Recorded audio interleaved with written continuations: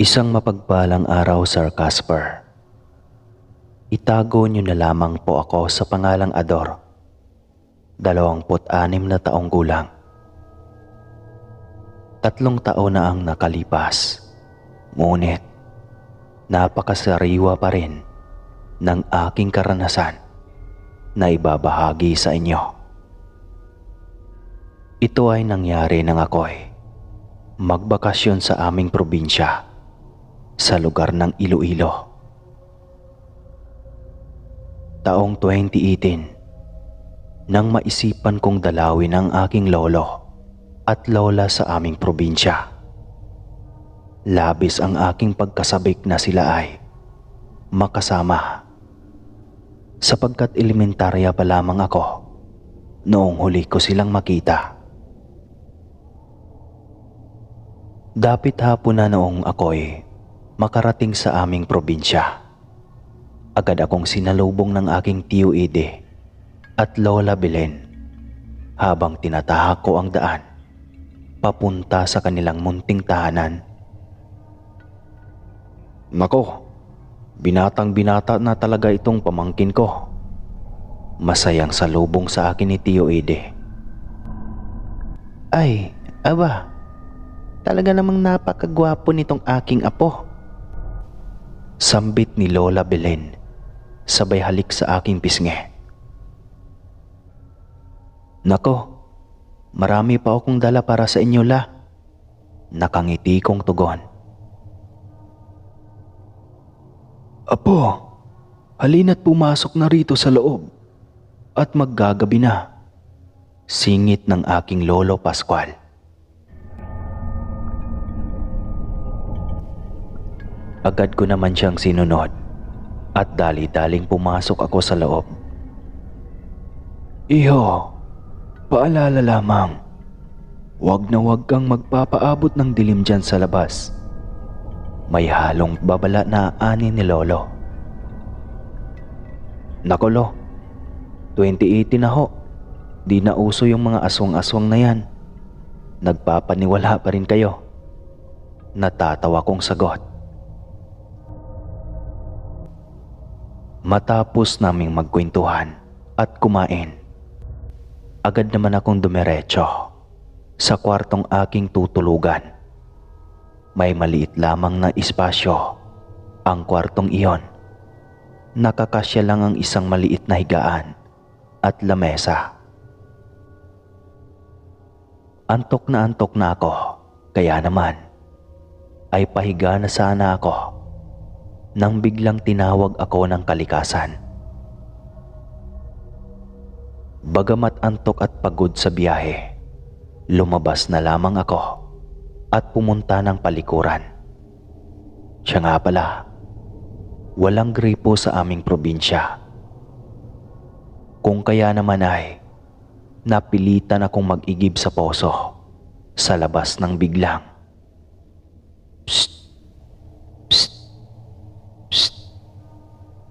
May sumitsit sa akin. Biglang humangin ng malakas, dahilan para magsitayuan ang aking mga balahibo.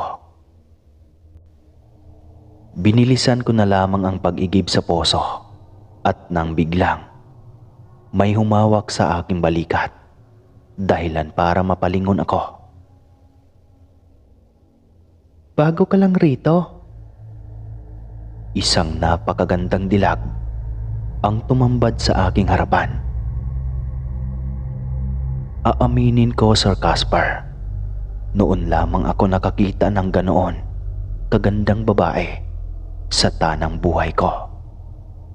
Itim na itim ang kanyang mahahabang buhok.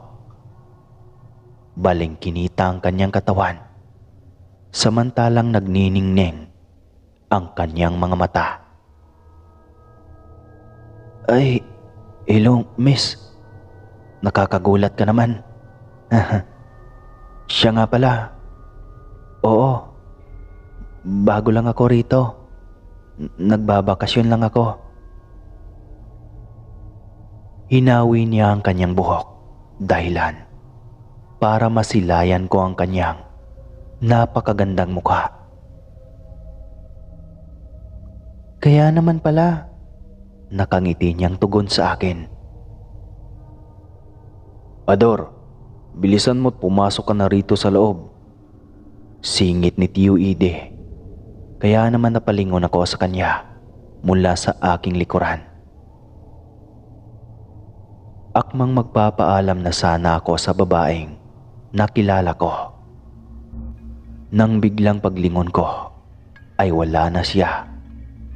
Hinanap ko siya ng aking tingin, ngunit hindi ko na siya mahagilap. Dala na rin siguro ng dilim sa labas kaya hindi ko na siya makita. Pumasok na lamang ako at dumiretso sa palikuran. Kinaumagahan ay excited akong mag-agahan upang itanong kila Tio kung kilala ba nila yung nakita ko kagabi. Nang tanungin ko sila, nagkibit balikat lamang sila at tila ba iniba ang usapan. Hindi ko na lang sila pinansin at binilisan na ang pagkain para makalabas na. Plano ko kasing tumambay sa labas at magbaka sakaling makita ko ulit yung babaeng iyon. Sa kalagitnaan ng aking pagkukuyakoy sa labas ng aming bahay, napadaan naman ang aking inaabangan. Hindi na ako nagpatumpik-tumpik pa at nakipagkilala na ako sa kanya. Hindi lang pala siya maganda, napakabait din. Siya si Ina. Apo raw nung nagtitinda ng pandesal sa may kanto. Inaya niya akong maglakad-lakad sa dalampasigan para makapagkwentuhan. Kaya naman, pumayag na rin ako nang sa ganoy makilala ko pa siya ng lubusan. Nalaman ko na ulila na pala siya at tanging lola na lamang niya ang kasama niya sa buhay. Labis akong humanga sa kanya dahil sa murang edad ay para bang napaka-matured na niya mag-isip patungkol sa mga bagay-bagay. Lumipas ang ilang araw at mas lalo pa akong napalapit kay Ina. Habang mas tumatagal, ay lumalalim ang pagtingin ko sa kanya. Kung kaya na may naglakas loob ako na manligaw sa kanya. Labis ang tuwa ko noon, Sir Casper, dahil agad naman siyang pumayag. Makalipas ang 2 linggo, inimbitahan niya ako sa kanilang bahay upang maghapunan kasama ang kanyang lola. Pagdating nooy, naabutan kong maghahanda na ng pagkain ang isang matandang babae na animoy kanyang lola. Pinakilala niya ako dito habang nasa hapagkainan. Ibinida niya ang masarap niyang luto na dinuguan, kaya naman agad ko iyong nilantakan.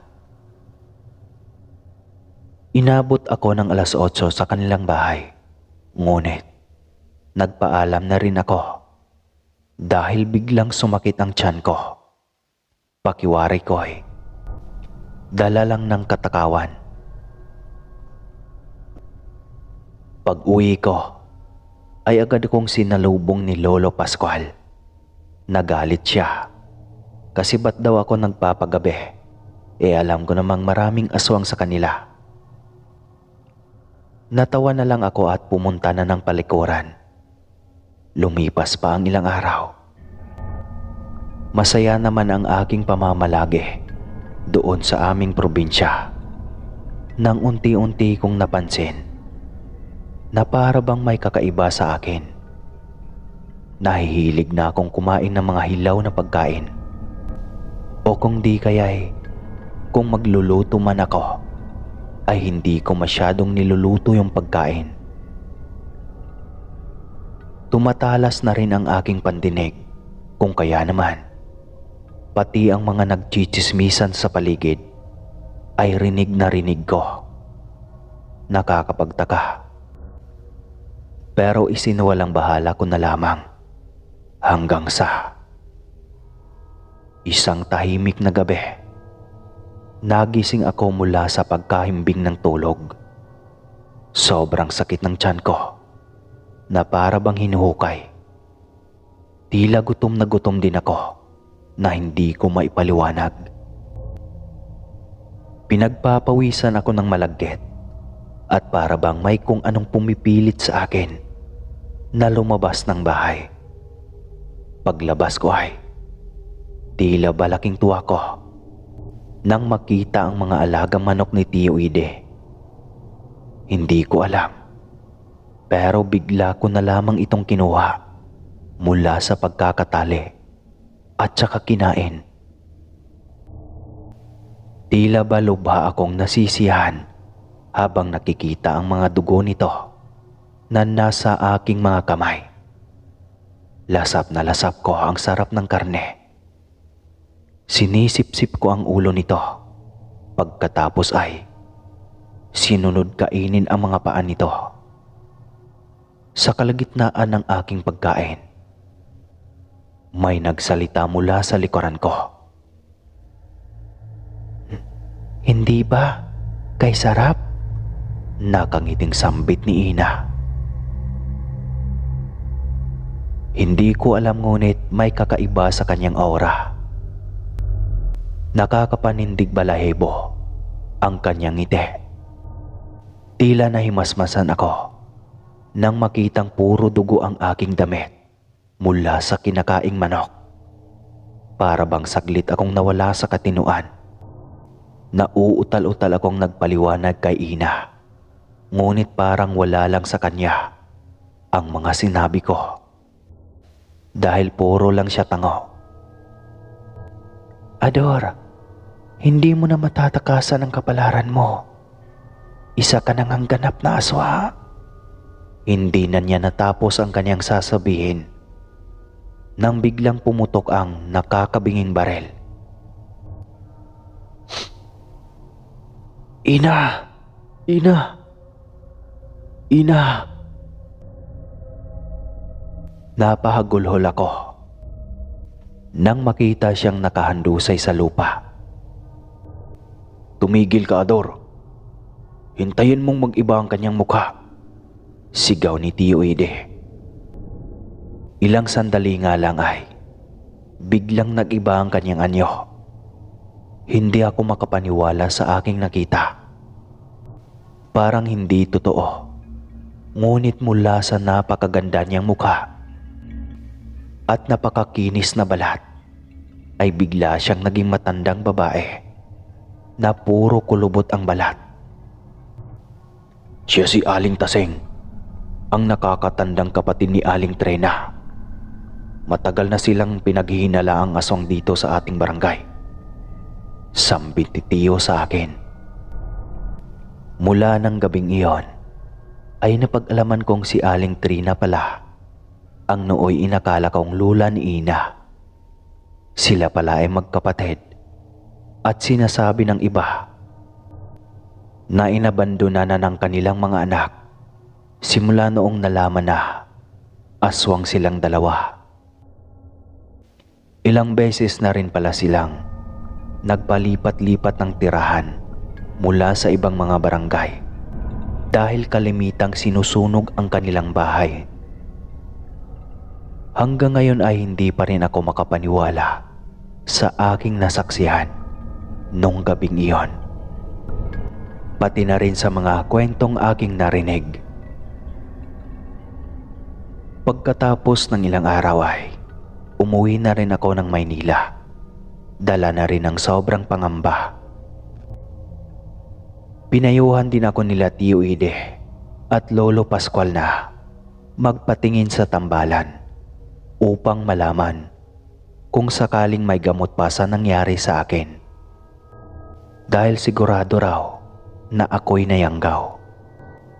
Sa ngayon po ay maayos na ang aking kalagayan. Kasalukuyan akong nagtatrabaho bilang isang call center agent. sa isang kilalang kumpanya rito sa Maynila. Kung tatanungin niyo naman ako patungkol sa aking pagkayanggaw, huwag kayong mag-alala dahil hindi naman ako nanghahawa.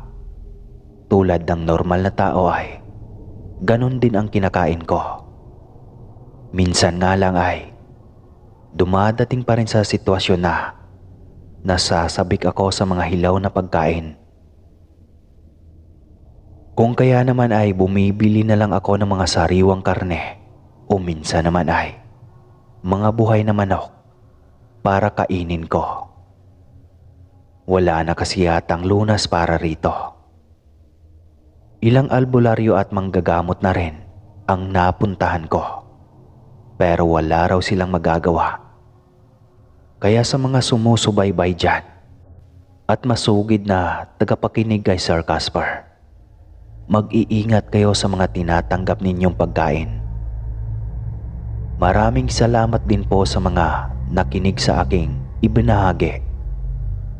Pasyensya na sa ilang nanunood o nakikinig man dyan kung hindi ako ganoon kagaling magkwento. Dahil hindi naman talaga ako sanay magbahagi ng karanasan. Wala rin akong ibang pinagsabihan patungkol rito.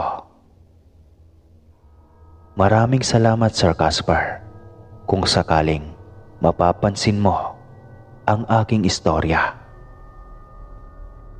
More power po sa iyong YouTube channel. At naway, pagpalain pa ang iyong mga taga-subaybay. Hanggang dito na lang po. Ador ng Maynila.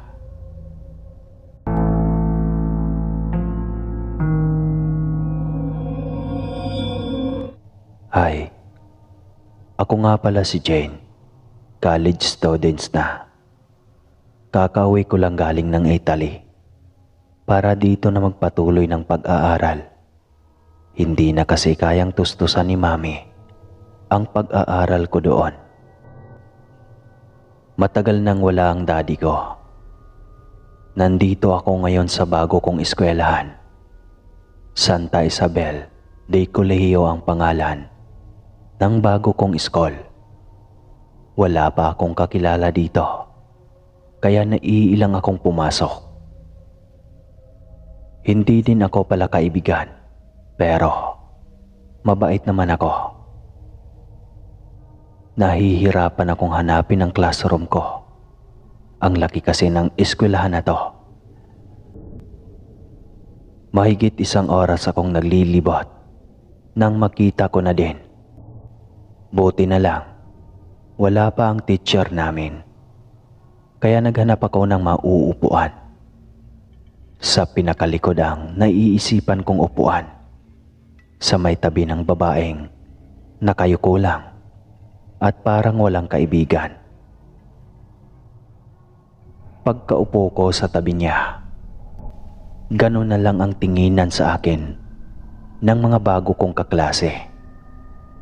Iniisip ko na lang na nagtataka sila since bago lang nila akong kaklase. Kalahating oras na hindi pa din dumating ang guro. Kaya nagsilabasa na ang iba.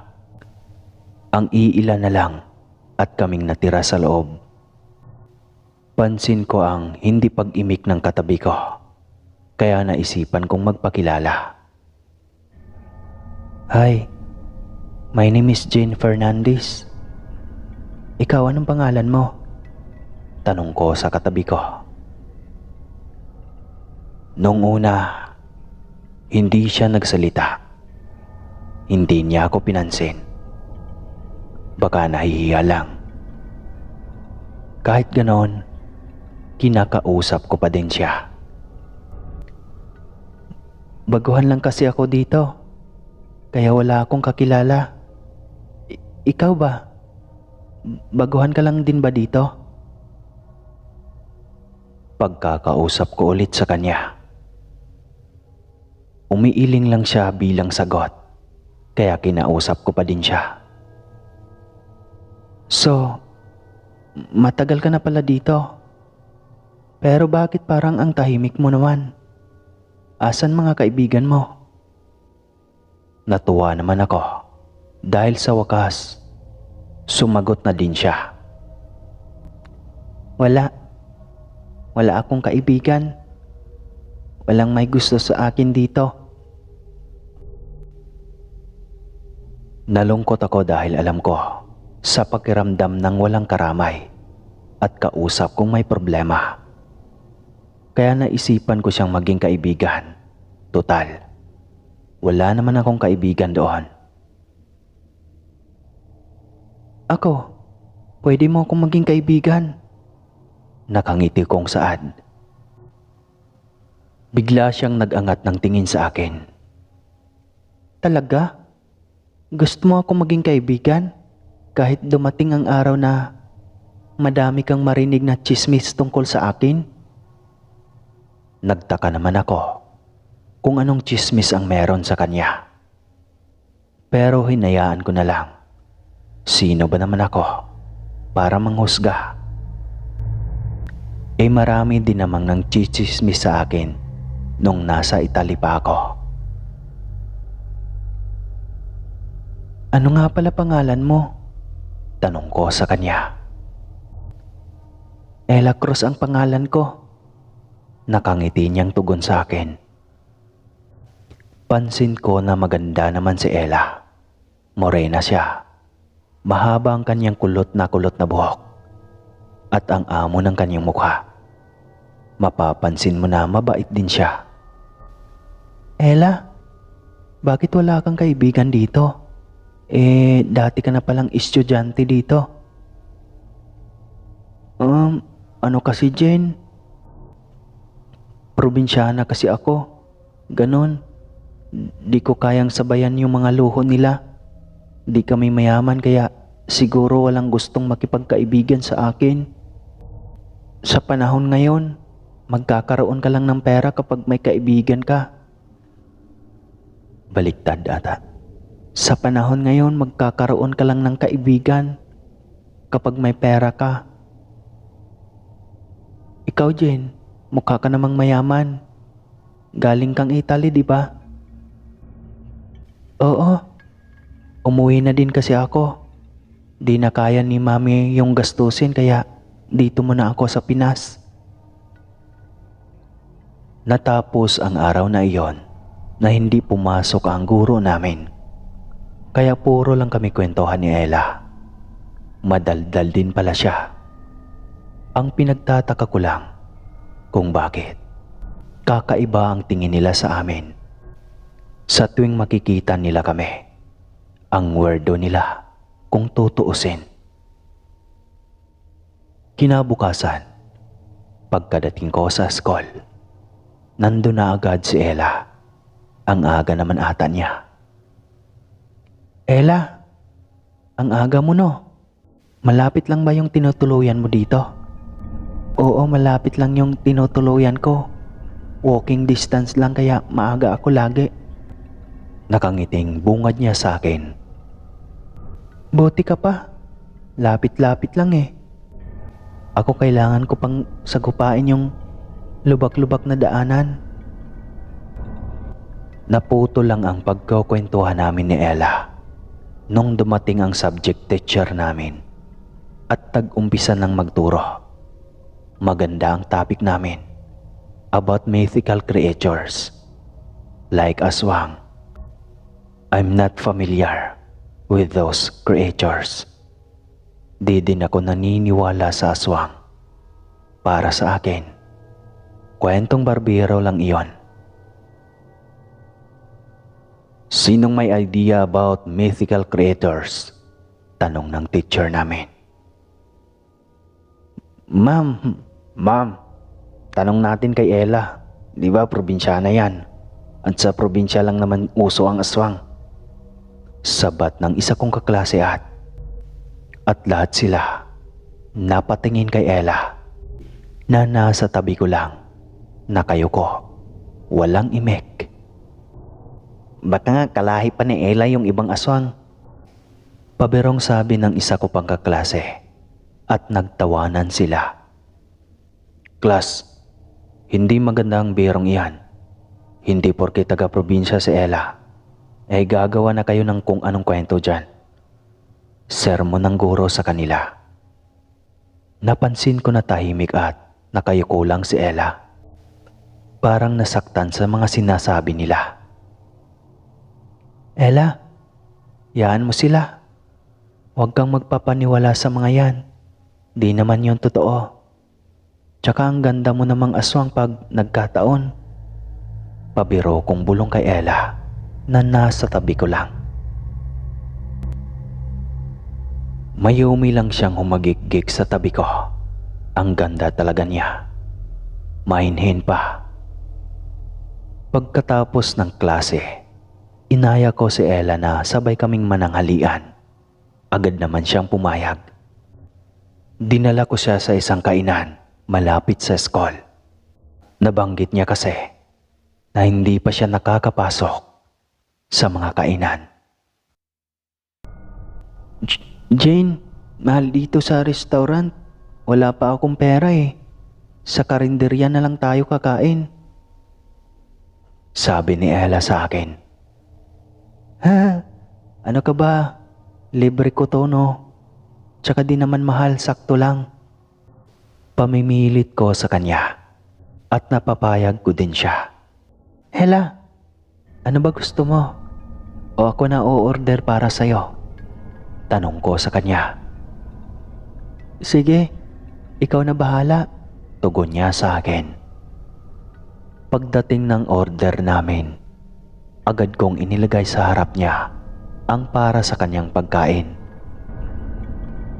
Nagulat ako nang biglang tabigin ni Ella ang pagkain sa harap niya.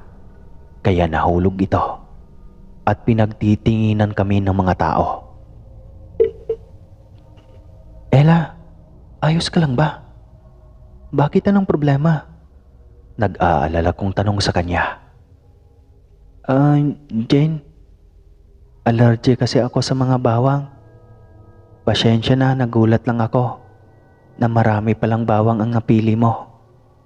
Nakayuko niyang sabi sa akin. Sorry, hindi ko alam na ayaw mo pala sa bawang.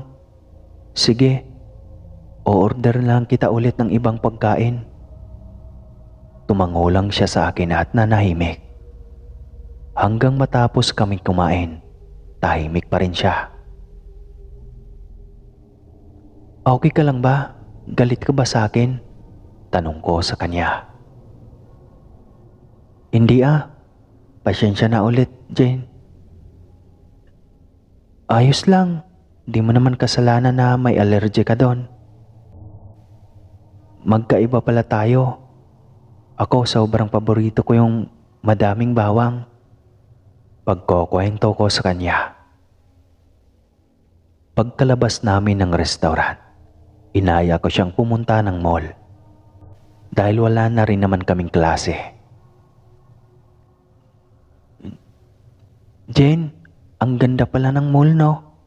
Ako kasi di man lang nakakapasok dito. Bukod sa walang pera, di din ako sanay sa matao. Tugon niya sa akin. Masanay ka na. Lagi kitang isasama sa mga lakad ko. Wika ko sa kanya. Masaya kaming naglilibot-libot sa mall. Pinamilhan ko na din siya ng mga bagong damit. Pansin ko kasi na luma siya manamit. Lagi siyang nakamahabang palda at balot na balot ang braso. Nung una, todo tanggi pa siya sa pinamili ko, pero tinanggap din naman niya kalaunan. Ella, hatid na kita. Saan ba banda ang inuuwian mo? Pagtatanong ko sa kanya dahil maggagabi na. Oh, wag na, Jin. Kaya ko na sarili ko tsaka malapit lang. Sige, bye, mauna na ako. Nagmamadali siyang umalis. Hinayaan ko na lang siya at umuwi na lang din ako. Pagkatapos ng araw na yon, lagi na kaming magkasama ni Ella. Minsan, nandito siya sa bahay. Pero pagsapit ng 6:00 ng gabi, Parang laging may asin ang puwet niya dahil apurang-apura siyang umuwi. Na hindi ko tuloy siya maaya ng overnight. Pansin ko din sa kanya na malimit lang siyang kumain. O baka ayaw lang niyang tumaba, kaya kaunti kong kumain. Lumipas ang mga buwan at mas naging close kami. Kinukwento ko sa kanya lahat ng sikreto ko, pero siya, madalang lang magkwento. Lalo na pag tinatanong ko siya tungkol sa pamilya niya. Tahimik lang ito at di niya ako sasagutin ng diretso. Sa isip-isip ko, baka hindi maganda ang relasyon niya sa pamilya niya. Kaya di na din ako nagtanong ulit. Hanggang sa malapit na ang bakasyon, ang bilis naman ng araw. Parang kailan lang nung una kong pasok dito at nang makilala ko si Ella.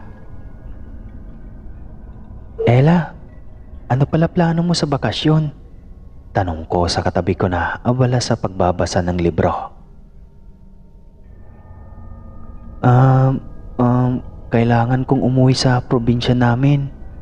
Magpe-fiesta kasi. Nagulat ako sa sinabi niyang fiesta. Di ko pa kasi naranasan pumunta ng probinsya at makipiesta. Balita ko pa naman, masaya daw sa probinsya pag nagpiesta. Ella, sama ako sa probinsya mo. Gusto kong maranasan ang piyesta niyo. Excited kong sabi na ikinatigil niya. Jane, hindi pwede. Tsaka saglit lang ako, babalik din ako agad. Huwag ka na sumama. Malamig niyang sabi sa akin na ikinatampo ko naman. Bakit ayaw mo ko isama? Sandali ka lang naman pala, isama mo na ako. Tsaka di mo na kailangan sumakay ng bus. May sasakyan naman kami. Yun na lang gagamitin natin. Sige na please. Pamimilit ko sa kanya dahil mukhang ayaw niya talaga na sumama ako. Nakakatampo lang naman kung ganon. Jane, hindi talaga pwede. Baka ano pang mangyari sa'yo doon. Mag-alala pa mami mo. Ayaw talaga pumayag niya. Kaya nag-isip ako ng ibang paraan para mapapayag siya. Aartihan ko ng malala si Ella. Baka pumayag na. Sige, mukhang ayaw mo talaga akong kasama. Nakakatampo ka naman. Sinasama kita sa gala ko tapos ako di mo isasama. Sige, sino ba naman ako para pasamahin mo? Pag-iinarte ko kay Ella na mukhang nakonsensya naman. Ang kulit mo, Jane. Sige na nga, sumama ka na basta pangako mo sa akin na hindi ka lalayo sa tabi ko at huwag kang lakad ng lakad doon. Saad niya sa akin. Sobrang saya ko naman dahil gumana ang aking sad girl arte. Excited na ako makipiesta sa kanila. Kailan ba tayo pupunta sa inyo? Nagmamadali kong tanong. Sunod na bukas na aalis tayo. Sagot niya sa akin. Kaya naman tuwang-tuwa ako. Makalipas ng 2 araw, nandito na ako sa harap ng school kung saan kami magkikita ni Ella. Dala ko ang sasakyan ko para di na kami sumakay ng bus. Inaantay ko na lang sa Ella at di nagtagal. Nakita ko na din siya na papalapit sa akin. Ang tagal mo naman? Naiirita kong sabi sa kanya at tinawanan lang ako. Ano ka ba? Di naman aalis yung probinsya namin. Kalma, aalis na tayo. Basta wag kang lalayo sa akin ha. Wag kang kakausap kung sino-sino doon. Paninir mo naman niya sa akin. Bumiyahe na kami papuntang San Manuel. May kalayuan pala ang probinsya nila. Mahigit 4 na oras na akong nagmamaneho at tulog na din si Ella. Malapit na magabi. Di pa din kami nakakarating. Kabilang planeta ata ang probinsya nila. Ella, gising. Saad ko sa kanya na tulog na tulog. Oh, bakit Jen? Malapit na ba tayo? Nakatulog ako, buti di tayo naligaw. Pansin na pansin ko ang ingay ng mga tao. Mukhang masaya nga ang fiesta. 1 linggo lang kaming mag-i-stay doon dahil sa susunod pa na araw ang fiesta nila. Ang kaganapan pala na narinig ko ay sayawan lamang. Ganon pala dito, Ella. Tignan mo yung mga tao, abalang-abala, kahit maggagabi na. Natutuwa kong kwento, pero tahimik lang tong kasama ko. Jane, ayun na ang bahay namin. Turo niya sa isang bahay na up and down. Maganda naman ang bahay nila, tas malaki din. Mukhang di naman mahirap si Ella. Pagkadating namin sa harap ng bahay nila, agad kaming bumaba at may sumalubong sa aming babae na kamukha ni Ella. Sa tingin ko dito ay nanay niya. Ella, buti naman nakauwi ka na. Tagal mong walang paramdam ah. Sino ito? Kaibigan mo? Bungad ng alis sa amin. Magandang gabi ho. Bati ko sa Ali. Opo, Nay. Si Jane, kaibigan ko. Babalik din kaming dalawa sa pagtapos ng piyesta. Sabi ni Ella sa nanay niya. Nakatingin lang sa akin at nakangiti ng kakaiba. Mula sa likuran niya ay may lumabas na lalaki na puro dugo ang damit. Medyo nagulat ako sa nakita. Ella anak, mabuti at umuwi ka. Sino itong kasama mo? Bagong kaibigan mo ba? Wika ng tatay ni Ella. Opo tay, si Jane kaibigan ko po. Walang emosyon na sabi ni Ella. Magandang gabi ho sa inyo. Sumama po ako kay Ella. Gusto ko po maranasan ang piyesta niyo dito. Magalang na saad ko. Ganun ba? Ako, masaya talaga ang piyesta dito. Pasyensya ka na sa damit ko, puro dugo. Nagkatay kasi ako ng manok para hapunan. Halina kayo, pasok na kayo dito sa loob. Wika ng tatay niya at pag-iimbita nito. Habang nasa hapag kami, walang imik si Ella na ipinagtataka ko. Samantalang ang mga magulang niya ay tingin ng tingin sa akin. Kakaiba ang tingin nila. O nga pala, dadating ang mga kamag-anak natin dito bukas para makipiesta. Biglang sabi ng nanay ni Ella. Ano nay? Bakit sila uuwi dito? Hindi naman sila umuwi dito tuwing piyesta. Gulat na sabi ni Ella. Parang ayaw niya na dumating ang mga kamag-anak niya. Sa isip-isip ko, maganda nga iyon. Marami silang magsisilibra ng piyesta. Anak, ayaw mo ba nun kumpleto tayo kasama ang kaibigan mo? Mararanasan niya ang pinakamasayang piyesta dito sa atin. Nakangiting saad ng tatay niya. Kakaiba ang tingin nila sa akin. Hanggang matapos ang hapunan, tahimik lang ang kaibigan ko. Samantalang ako, naiibahan na sa tingin ng mga magulang niya. Nung andun na kami sa iisang kwarto, magkasama kami sa iisang silid. Ella, may problema ba kayo ng mga kamag-anak mo? Ayaw mo ba silang pumunta dito? Tanong ko sa kaibigan ko. Wala. Di ko lang gusto ang mga kamag-anak ko. Halika na, tulog na tayo. At kapag nandito na tayo sa loob ng kwarto, huwag ka nang lalabas. Kung gusto mong uminom ng tubig o magbanyo, gisingin mo ko. Sasamahan kita at ang pinto, lagi mong ikandado. Mahabang paalala niya sa akin. Ano ka ba? At alam ko naman paano kumuha ng tubig at magbanyo ng mag-isa. Di ako maliligaw, no? Sumunod ka na lang, Jane. Di mo sila kilala. Saad na Ella at nahiga na sa kama. Wala na din akong nagawa at nahiga na lang din para matulog.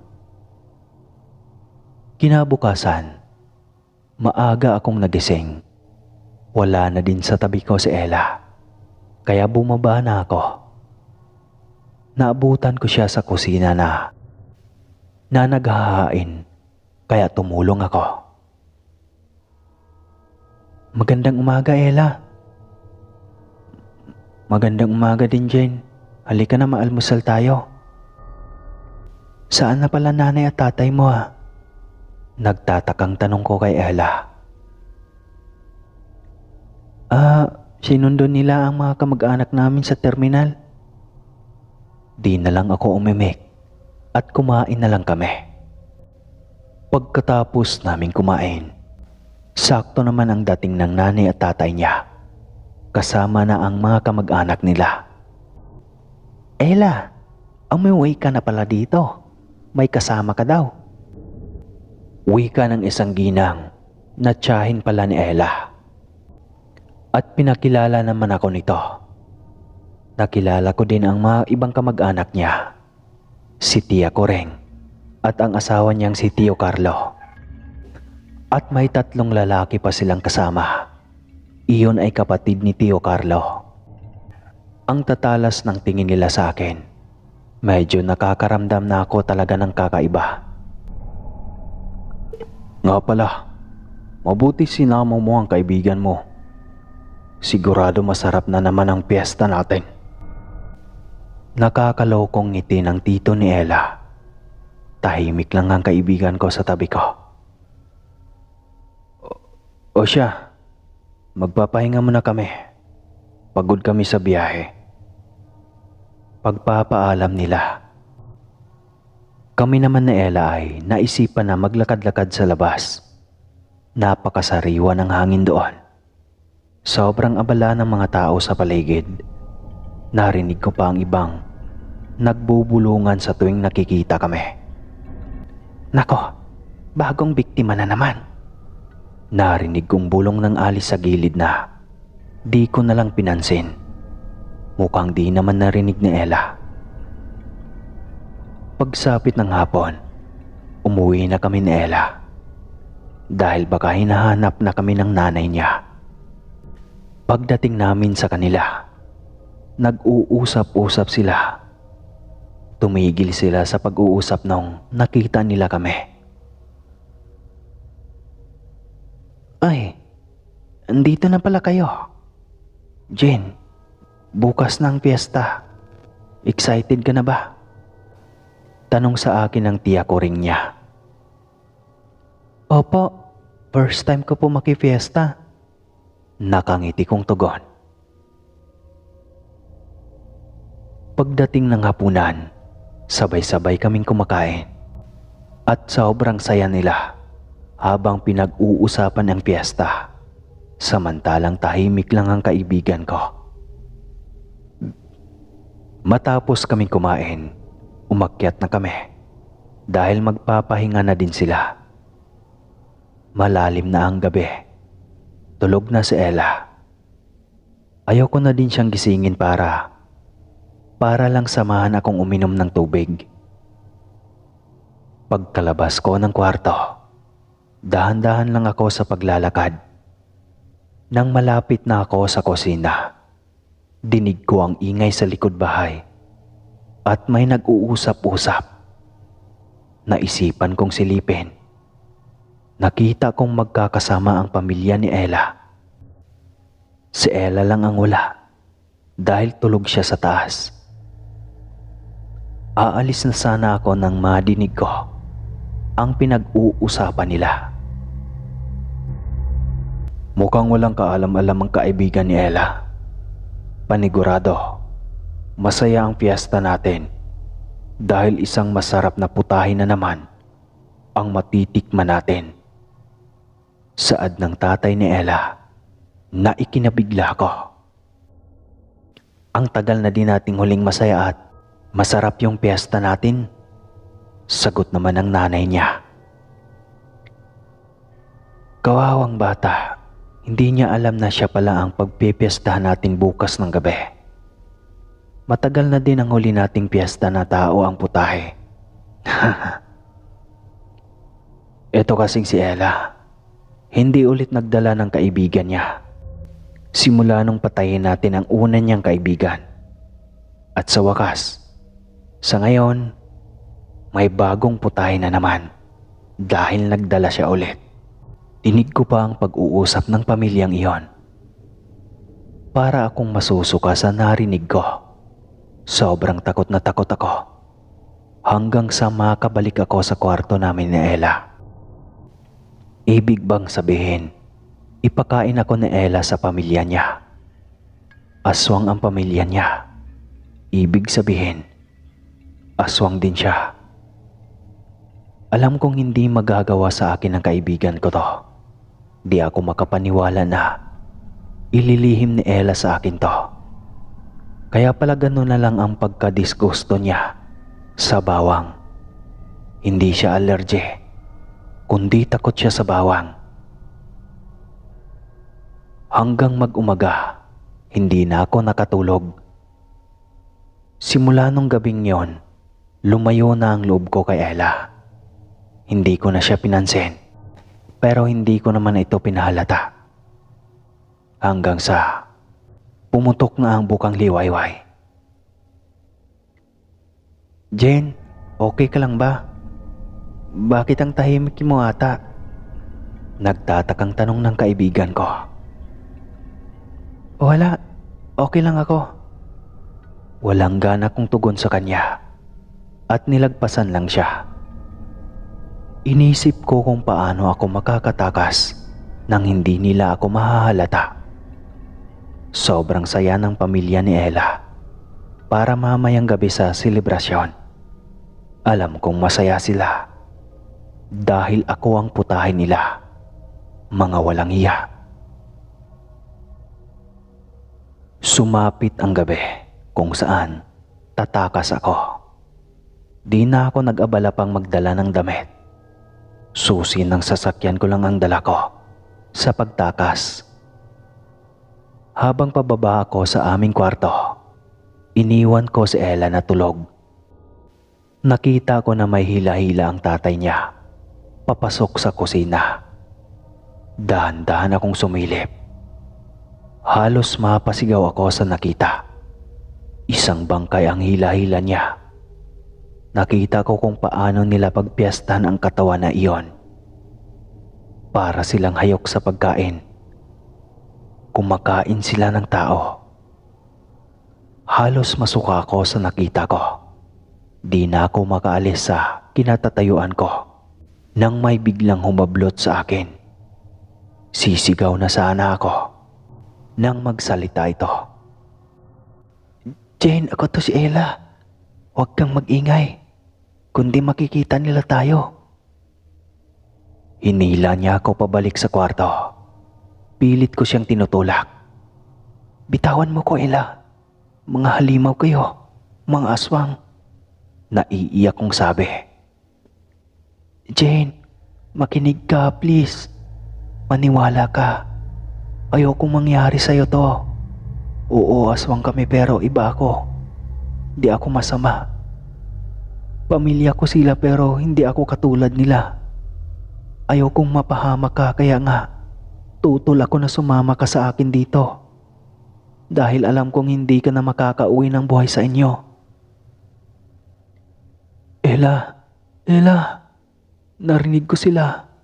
Hindi lang ako ang unang kaibigan mo na dinala mo dito. May nauna pa sa akin at hindi na nakauwi pa ng buhay. Ano, pakana mo ba yun na dalhin dito at ipain sa mga magulang mo? Galit kong sabi sa kanya. Jane, hindi ganoon. Ayaw kita mapahama kaya tutulungan kita makaalis. Nagkamali ako nung una na dinala ko si Cassie dito at pinatay siya ng mga pamilya ko. Kaya matagal akong hindi bumalik-balik dito. Ayaw ko na isama ka dito, Jane. Ikaw ang nagpumilit. Pero kahit ganon hindi ko gusto na matulad ka kay Cassie na namatay dahil sa akin. Halika na. Itatakas na kita at huwag kang babalik kahit anong mangyari. Agad akong hinila ni Ella palabas ng kwarto. Nasa likod ang pamilya niya habang pinagpiestahan ang bangkay kanina. Palabas na sana kami ng bahay nang dumating ang tiyo ni Ella. Agad kaming nagtago sa likod ng aparador. Wala sa kwarto si Jane at Ella. Mukhang tinraidor tayo ni Ella. Galit na saad ng isa pang tiyo ni Ella. Hindi pa yan nakakalayo sa bahay na to. Hanapin niyo. Malilintikan sa akin tong si Ella. Saad ng tatay niya at nag-umpisa na silang maghanap sa amin. Habang kami ni Ella ay naghahanap ng malalabasan. Dumaan kami sa bintana, malapit sa pinagtataguan namin. Mabuti na lang. May ibinigay sa akin si Ella na isang mutya daw iyon para hindi kami maamoy ng pamilya niya. At kung minamalas ka nga naman, nadapa bigla ang kaibigan ko. Kaya nakita nila kaming papalabas. Jane, takbo! Sigaw ni Ella. Hindi ko siya iniwan. Pilit ko siyang tinutulungan. Kaya naabutan nila kami. Sakal-sakal ako ng tatay niya. Halos mawalan ako ng hininga. Takot na baka di na ako makauwi. Dinala nila ako sa likod ng bahay kung saan nakita ko ang iba-ibang laman at parte ng katawan ng tao. Ito yung bangkay kanina. Ganyan ang gagawin namin sa'yo kapag pinilit mo pang tumakas. Umiiyak na ako dahil sa takot. Hindi ko alam kung saan nila dinala si Ella. Mag-isa na lang ako. Dito na yata ako mamamatay. Hiniga nila ako sa isang lamesa at inumpisa ng lagyan ng langis habang hawak ang kutsilyo. Nagulat ako nang bumulagta na lang sa harap ko ang tatay ni Ella. Nakita ko ang kaibigan ko na may hawak na itak. Tinulungan niya akong makabangon. Dumiretso kami sa mapunong parte ng likod bahay nila. Sobrang dilim. Takbo lang kami ng takbo. Sa kalagitnaan ng kakahuyan, tumigil si Ella. Jane, tumakas ka na. Hahabulin nila tayo. Babalikan ko sila. Ikaw umalis ka na dito. Bilisan mo. Hindi kita pwede iwan dito. Sumama ka na sa akin, tatakas tayo. Wala na akong paki kung aswang ka. Napatunayan ko naman na hindi ka kagaya nila. Hindi pwede. Kahit saan ako magtago, mahahanap at mahahanap nila ako. Maamoy nila ang kalahi nila. Mas mapapahamak ka kaya iwan mo na ako. Pipilitin ko pa sana siya na sumama sa akin nang makarinig kami ng mga yabag. Nakita namin ang taong bayan na papalapit sa amin at may kanya-kanyang dalang itak. Nagulat ako nang tumakbo pabalik si Ella. Ella, bumalik ka dito. Naiiyak ako dahil iniwan niya ako. Patayin ang aswang. Patayin ang mga aswang. Patayin ang mga aswang. Halimaw ng bayan, patayin! Sigaw ng mga taong bayan. Nakita ko na lamang na may nasusunog sa pinanggagalingan ko. Nasusunog ang bahay ng kaibigan ko. Napaiyak na lang ako dahil pati si Ella ay nadamay sa kademonyuhan ng pamilya niya. Sinugod ng taong bayan ang pamilya ni Ella. Yun ang huli naming pagkikita. Hanggang sa makabalik na ako ng Maynila. Tulala ako. Hindi ko alam na nakauwi na pala ako. Pagkatapos ng nangyari sa akin, nagtaka si Mami kung bakit ako nagkaganon. Gabi-gabi kasi akong binabangungot. At dahil doon, kaya naisipan ko na bumalik na lang sa Italy para lumayo sa bangungot ko at makalimutan ang masaklap na nakaraan. At hanggang dito na lang po. Salamat po sa pagbigay ng oras sa kwento ko. Muli po, Jane ng Italiana.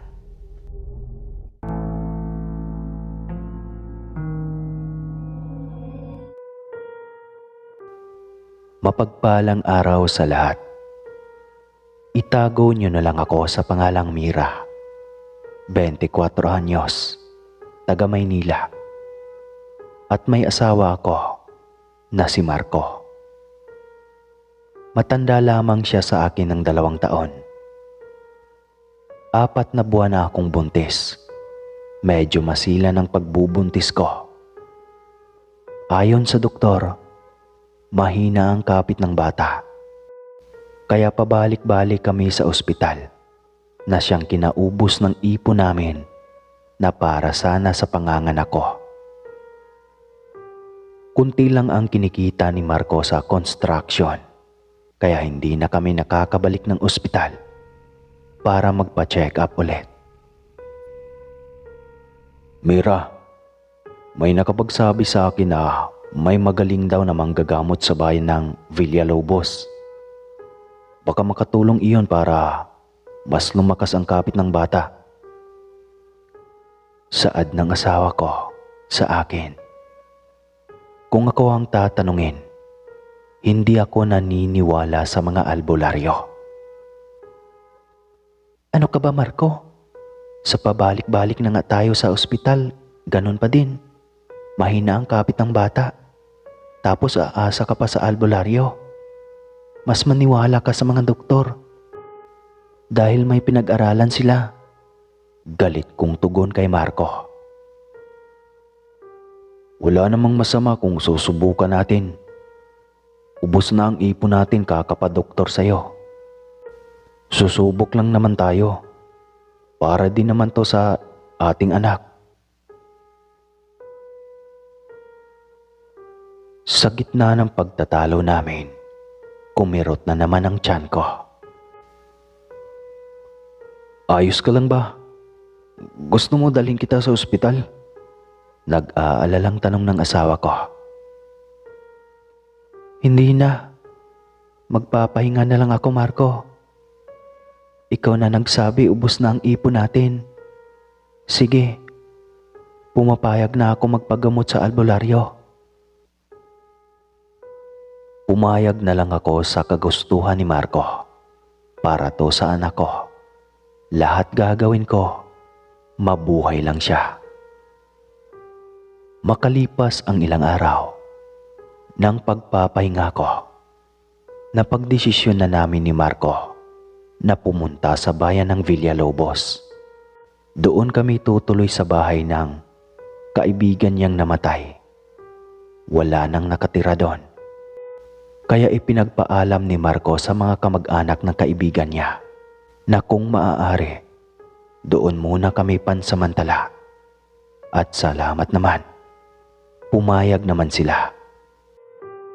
Dapit hapon na nang makarating kami sa bayan ng Villalobos. Ang mga tao ay hindi magkamayaw sa pagtatrabaho. Panay ang tingin nila sa akin.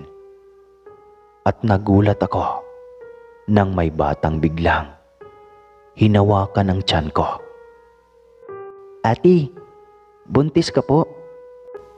Nakangiti niyang tanong. Agad na inalis ni Marco ang kamay ng bata sa tiyan ko. Bata, huwag kang nangahawak bigla-bigla, lalo na nang hindi mo kilala. Paninir mo ni Marco na nakaagaw sa atensyon ng mga tao. Marco, hayaan mo na. Bata yan. Nagtatanong lang naman yung bata. Pag-aawat ko sa asawa ko dahil mukhang iiyak na yung bata. Bago pa mapaiyak ang bata, may lalaking sumulpot sa harapan namin. Ano bang problema dito? Sino kayo? Wika ng Ginoo. Presensya pa lang. Nakakatakot na. Itong bata na to, bigla-bigla na lang hinawakan ng tiyan ng asawa ko. Saad naman ni Marco. Ikaw ng bata ka, di ba? Ang sabi ko sa'yo, wag na wag mong pakikialaman ang mga bisita natin dito sa bayan. Umuwi ka nga sa inyo. Galit na saad ng lalaki sa bata. Agad namang umalis ang bata.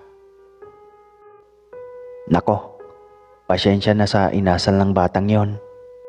Mahilig talaga yon sa mga sanggol. Napansin niya atang buntis ka, iha. Nakangiting saad ng lalaki. Saan ba ang tutuloyan nyo? Samahan ko na kayo. Madami pa namang loko-loko dito. Tanong muli ng lalaki. Tinuro naman ni Marco kung saan kami tutuloy. Pansin ko ang tingin ng mga tao sa amin at ang lalaking kasama namin ay panay ang tingin sa tiyan ko. Nakapagtatakang paano nila napapansin na buntis ako.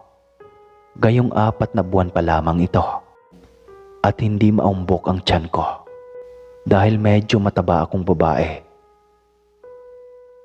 Nang makarating kami sa aming tutuloyang bahay, agad na umalis ang lalaki.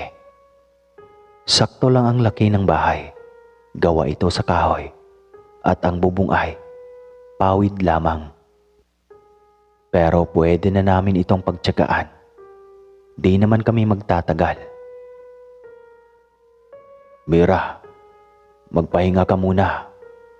Liligpit ko lang itong mga gamit natin at bukas, pupunta na tayo sa manggagamot. Tugon ni Marco sa akin.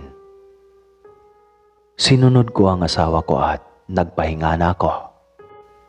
Nang magising ako, gabi na.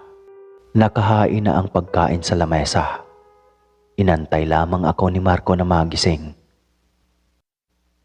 Marco, malayo ba yung bahay ng manggagamot na iyon? Tanong ko sa kanya. Hindi naman daw iyon kalayuan. Magtatanong-tanong lang ako. Maliit lang ang bayan na to kaya lahat sila magkakakilala. Wika ng asawa ko. Matapos ang hapunan, nagpahinga na kami ni Marco.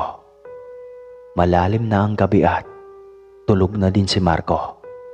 Samantalang ako, gising na gising pa. Nang may naamoy akong masangsang na amoy, para akong masusuka. Inakala ko lang na baka patay na hayop lang. At pakiramdam ko, parang may tao sa labas ng bahay na paikot-ikot. Pilit kong hindi pinansin kung ano man yon hanggang dalawin ako ng antok.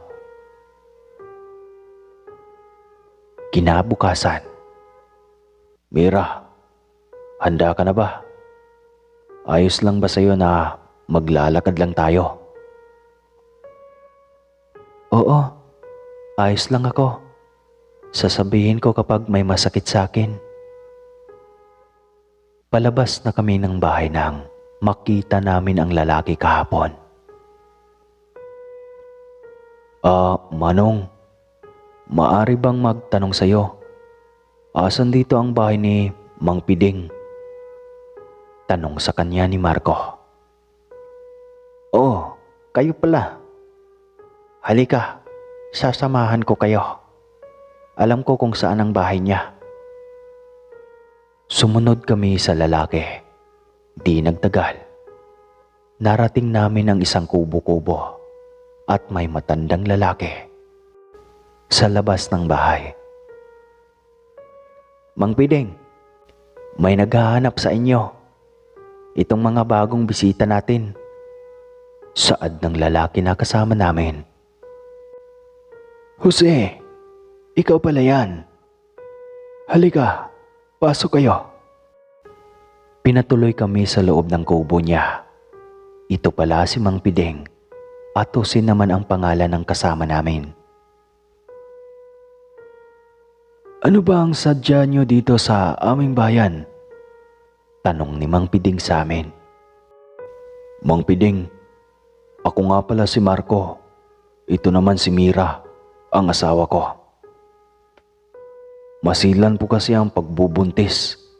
Mahina ang kapit ng bata. May nakapagsabi na baka matulungan niyo po kami. Pagkakwento ng asawa ko kay Mang Piding. Madami na akong nagamot na mga buntis na mga ganyan din ang kalagayan. Kaya matutulungan ko kayo. Kita ko sa mata ng asawa ko ang saya niya na matutulungan kami. Kaya binigyan ako ni Mang Piding ng halamang gamot na iinumin. Pangkapit daw iyon ng bata. Agad niya itong pinainom sa akin. Hindi ko pa nakakalahati ang bote nang biglang humilab ang tiyan ko at sobrang sakit. Mira, anong problema? Mang Piding, bakit po na may milipit siya sa sakit? Normal lang yan, iho, dahil ininom niya iyan. Mas kakapit ang bata sa sinapupunan niya. Maya-maya, mawawala na din ang sakit. Ilang minuto pa ang hinintay ko bago humupa ang sakit. Marco, ayos na ang pakiramdam ko. Kung ganun, okay ka na. Mapapabilis ang pagbalik natin sa Manila. Masayang saad ni Marco. Kailangan niyong manatili dito hanggang sa manganak ang asawa mo. Saad ng manggagamot sa amin. Bakit ho? Agad na tanong ko na ikinagulat ko. Kailangan dito ka magsilang upang mas tiyak natin na ligtas ang bata. Mahina ang pulso ng anak mo, kaya mahina ang kapit. May mga gamot kang kailangan inumin. Tutol man ako, wala kaming magawa ni Marco. Anak namin ang nakasalalay dito, kaya mas pinili namin na manatili hanggang sa mga anak ako. Kasalukuyan akong nagpapahinga sa aming tinutuluyang bahay habang si Marco ay kasama ni Mang Jose na nangangaso. Maggagabi na, wala pa din si Marco. Takot pa naman akong mag-isa, lalo na't hindi kami taga rito. Maya-maya pa, may naririnig akong kaluskos sa labas. Marco, ikaw na ba yan? Pagtawag ko sa labas at isiping baka asawa ko iyon. Ngunit walang sumagot at patuloy pa ang pagkaluskos at paingay ng paingay. Kaya naisipan kong bumalik sa kwarto at magdasal. Maya-maya pa, narinig kong bumukas ang pinto. Agad kong kinuha ang kahoy sa gilid ng kama at handa na sanang ihampas nang makita kong si Marco ito. Mira, anong ginagawa mo? Balak mo ba akong hampasin? Nagtatakang tanong ni Marco. Pasyensya ka na. Kanina kasi parang may umaaligid sa labas ng bahay at may kumakaluskos. Mira, baka guni-guni mo lang yon. Mabuti pa, kumain na tayo. Pagkatapos naming maghapunan, nagpahinga na kami ulit. Hindi na talaga maganda ang kutob ko sa lugar na to. Mahimbing nang natutulog si Marco nang may maaninag ako sa may labas ng bintana. Parang may nakamasid sa akin. Agad kong dinampot ang kahoy at lumabas ng bahay. Tama ako. May nakamasid sa akin. Bulto ng lalaki ang nakita ko sa malayo. Hindi ko maaninag ang muka. Lalapitan ko sana nang may humawak sa kamay ko. Muntik na akong mapasigaw. Si Marco pala ang humawak sa kamay ko. Mira, ano ba? Gabing-gabi na. Ba't nandito ka pa sa labas ha? Baka mapano ka pa, pati ang bata. Pumasok ka nga. Galit na saad ni Marco sa akin. Marco, may nakita akong lalaki na nakamasid sa akin kaya sinundan ko dito sa labas. Lagi kong napapansin na may umaaligid sa bahay at may kumakaluskos. Ano ba, Mira? Gumagawa ka ba ng dahilan para bumalik na tayo sa Manila? Alam kong una pa lang ayaw mo nang magpagamot. Para naman ito sa inyo ng bata. Kaya please lang, kunting tiis pa hanggang mga naka. Marco, hindi ako gumagawa ng kwento. Totoo ang sinasabi ko. Tinalikuran na lamang ako ni Marco. Kinabukasan, nagising ako. May almusal na sa hapag at wala na si Marco. Sumama na naman siguro kay Mang Jose sa kagubatan. Iyon ang palagi naming tagpo ni Marco sa umaga. Wala siya. Lagi siyang kasama ni Mang Jose sa pangangaso at mag-isa na naman ako sa bahay. Ilang buwan na kami dito. Malapit na akong manganak. At epektibo nga ang gamot na bigay ni Mang Piding na hindi na sumasakit ang tiyan ko. At ang sabi niya, malusog daw ang bata. Isang buwan na lang ang bibilangin, manganganak na ako. Patuloy ko pa ding nararamdaman ang kakaibang takot sa tuwing may kumakalas ko sa bahay. At sa tuwing may nakamasid sa akin, hindi ko na lamang pinapansin at sinasabi kay Marco, baka pag-awayan na naman namin. Gabi na nang makauwi si Marco, pagod na pagod. Mabilis siyang nakatulog, samantalang ako, gising pa. Hindi ko alam ba't hindi ako makatulog ng gabing iyon. Nakalimutan ko ata isara ang pinto, kaya agad akong lumabas ng kwarto para sana isara. Halos mahimatay ako sa takot nang makita kong may kung anong nilalang sa loob ng bahay. Para siyang lobong mabalahibo at itim na itim. Matutulis ang ngipin at naglalaway. Agad akong sumigaw para magising si Marco. Marco! Marco! Kasabay ng pagsigaw ko, sumakit ang tiyan ko. Manganganak na ata ako. Mira, bakit ka ba sumisigaw?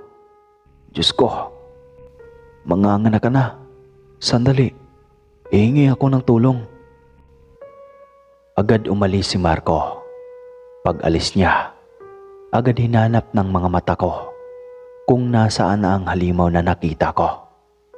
Imbis na ang halimaw ang nakita ko, si Mang Jose ang lumutang sa harapan ko na nakangiti sa akin. Doon ako nang hinala na baka siya at ang halimaw ay iisa. Maya-maya, dumating si Marco kasama ang magpapaanak sa akin at si Mang Pideng. Agad lumapit sa akin si Marco. Marco, may nakita akong halimaw kanina. Nung sumigaw ako, nawala siya tapos nakita ko na lang si Mang Jose sa harapan ko. Marco, si Mang Jose, halimaw siya. Umalis na tayo. Takot na takot ako habang nagsasabi kay Marco sa pabulong. Mira, ano na naman ba to? Mira, ang panambigan mo, pumutok na. Agad bumalik sa alaala ko na manganganak na ako. Nakita ko na ang ulo ng bata. Iripaiha. Saad ng babaeng nagpapaanak sa akin. Ilang minuto pa, narinig ko na ang iyak ng anak ko. Kasabay ng iyak niya ay ang alulong ng mga aso. Kahit si Marco ay napatingin sa akin. Napansin ko na pinagpapawisan si Mang Pideng, Mang Jose, at ang nagpapaanak sa akin. Hanggang unti-unting nag-iiba ang anyo nila.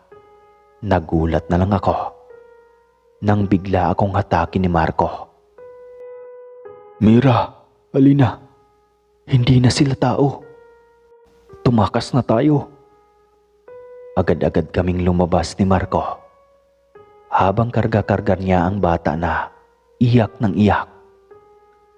Halos mahimatay ako dahil kakapanganak ko pa lang, pero pilit kong pinapalakas ang loob ko para lang makatakas kaming tatlo.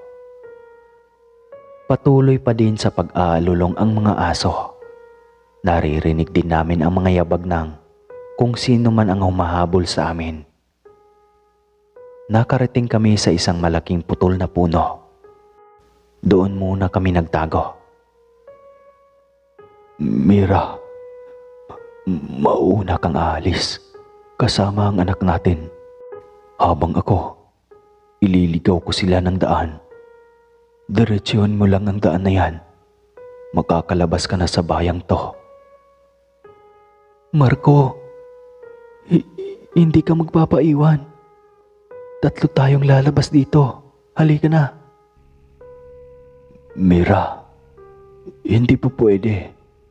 Mapapahama kayo kung sabay-sabay tayo. Pangako, susunod ako. Nakita kong tumulo ang luha ni Marco. Umiiyak na din ako sa harap ni Marco. Malabong makasunod si Marco. Alam kong di siya palalagpasin ng mga halimaw na yon. Patawad kung hindi ako naniniwala sa iyo nung una. Sana hindi umabot sa ganito. Sige na, umalis na kayo. Ingatan mo ang anak natin. Umiiyak na saad ni Marco. Naririnig na namin na nasa malapit lang sila. Kaya kahit mabigat sa dibdib, pinilit kong iwanan si Marco. Habang papalayo ako, nakita kong hinahabol nila si Marco. Tumigil ako sa pagtakbo para sulyapan si Marco. Doon na ako humagulgol nang makita ko na naabutan nila si Marco at kung paano nila pagpiestahan ang katawan ng asawa ko na parang isang masarap na putahe. Hindi ko na kaya na makita iyon, kaya masakit man sa loob, pilit kong tinalikuran si Marco. Di nagtagal, nakalabas na ako sa bayan ng Villalobos. Nakita ko na ang maraming sasakyan na dumadaan. Pumara ako ng isang sasakyan at laking pasasalamat ko nang pasakayin nila ako. Nagising na lamang ako sa isang ospital. Akala ko, panaginip lang ang lahat. Totoo pala, wala na si Marco. Kami na lang ng anak ko ang naiwan. Ako na ang nagpapalaki sa anak namin at tumaguyod hanggang ngayon. Sinekreto ko pa din sa anak ko ang nangyari sa tatay niya. At kailanman, hindi ko na ninais na bumalik sa bayan na iyon kung saan nila pinatay at kinain na parang masarap na putahe ang asawa ko. Paalam, Marco. Hanggang sa muli. At hanggang dito na lang po, Sir Casper. Salamat po sa pagbabasa ng kwento ko. Muli po, ako po si Mira ng Maynila. Isa po akong chicks ngayon.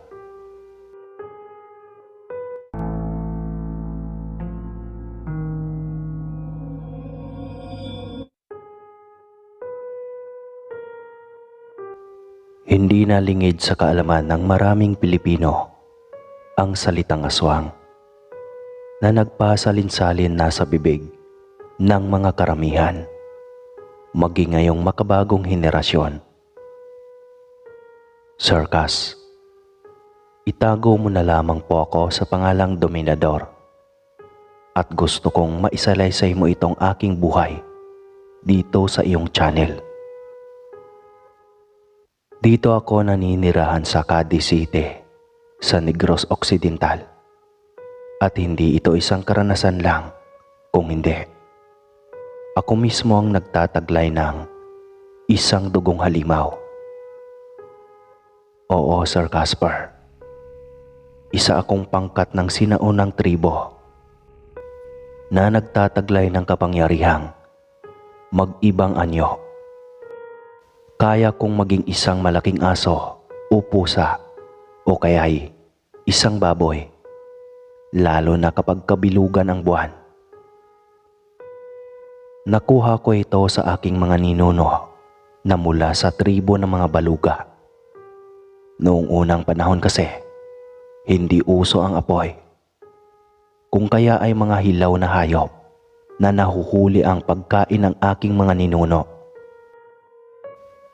Kahit pa man noong naimbento na ang apoy, ay hindi pa rin nawala sa aming pangkat ang kumain ng hilaw na karne at uminom ng sariwang dugo. Ito na kasi ang aming nakasanayan, kung kaya ito na ang hinahanap-hanap ng aming panlasa.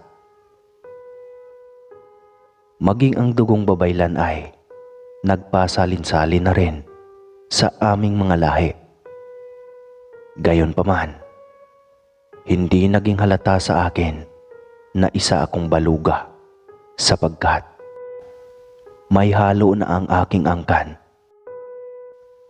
Maitim nga ako, ngunit matangkad at hindi kulot ang aking buhok. Nakapag-aral din ako, kaya naging isa akong propesyonal. Ngunit gayunpaman, hindi maaalis ang sumpang bumabalot sa aking pagkatao.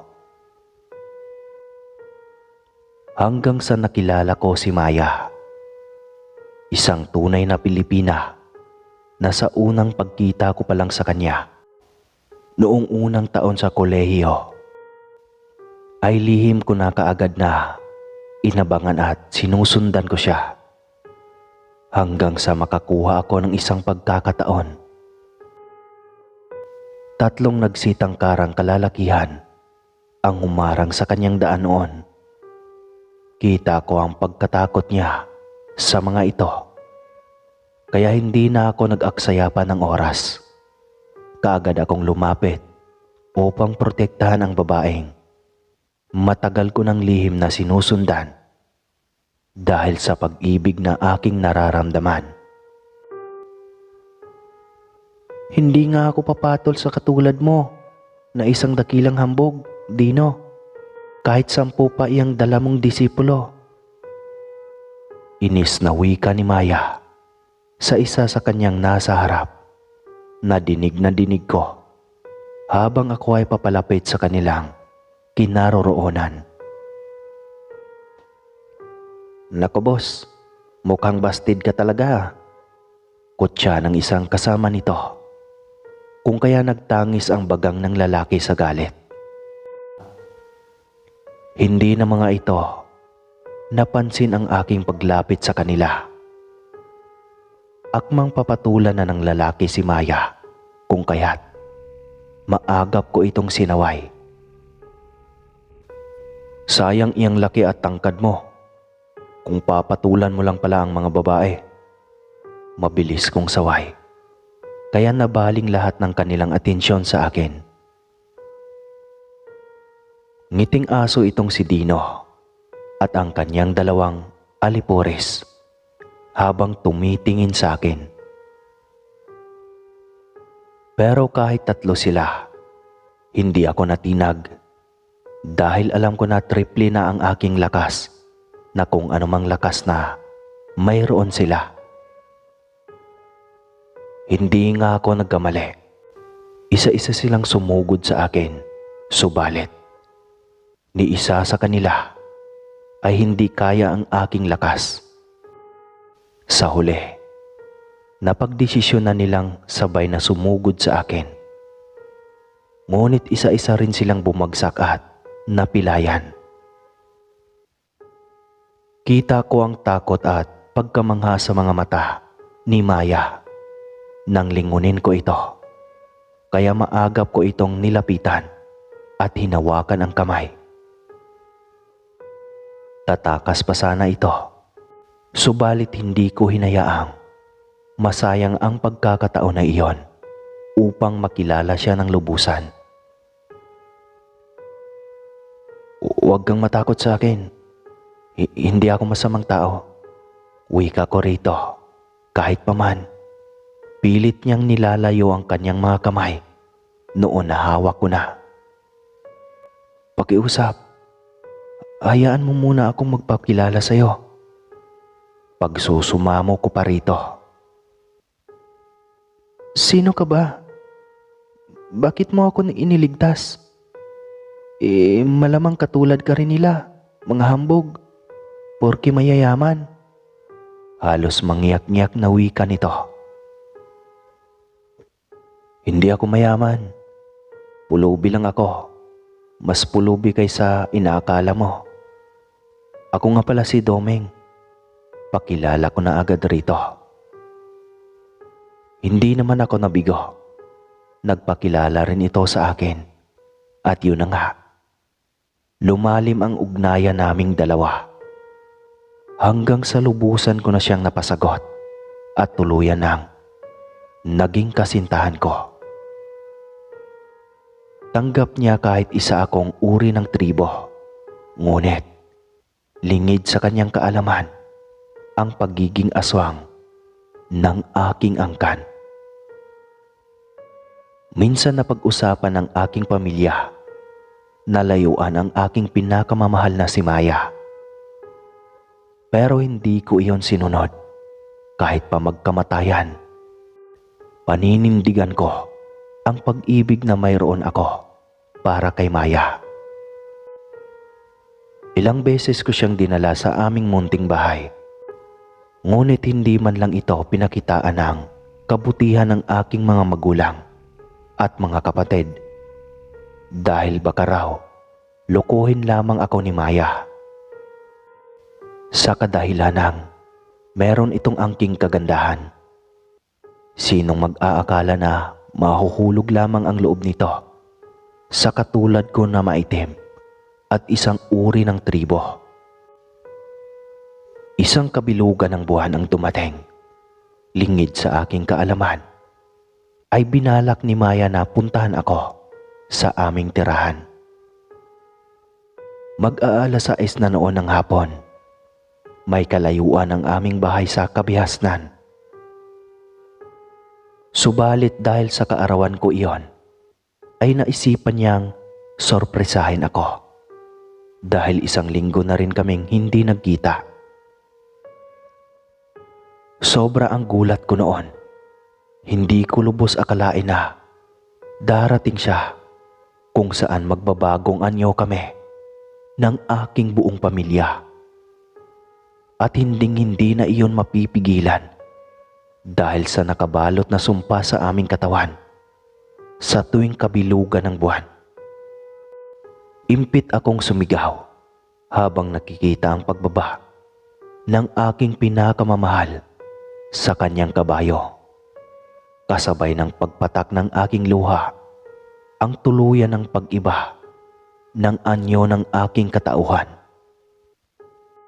Nagiging isang baboy ramo habang ang iba ko pang kapatid at mga magulang ay malalaking aso.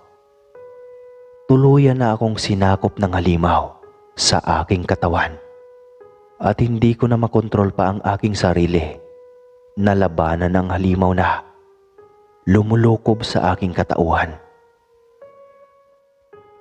Isa-isa kaming tumalon at nagkarirahan sa kinatatayuan ni Maya. Dinakma, sinakmal, hanggang sa nagkapira-piraso ang katawan ni Maya.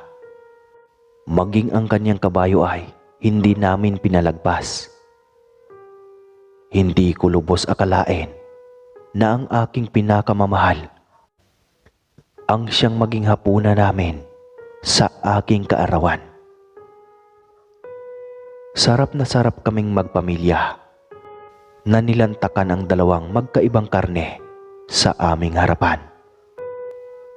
Halos wala ring natira sa mga ito bago sumapit ang bukang liwayway para sa pagbabagong anyo namin bilang tao. Nang bumalik na ang aking isipan bilang tao, ay napahagulgol ako nang maalala ang huling sandali nang masilayan ko ang aking kasintahan habang bumababa sa kanyang kabayo.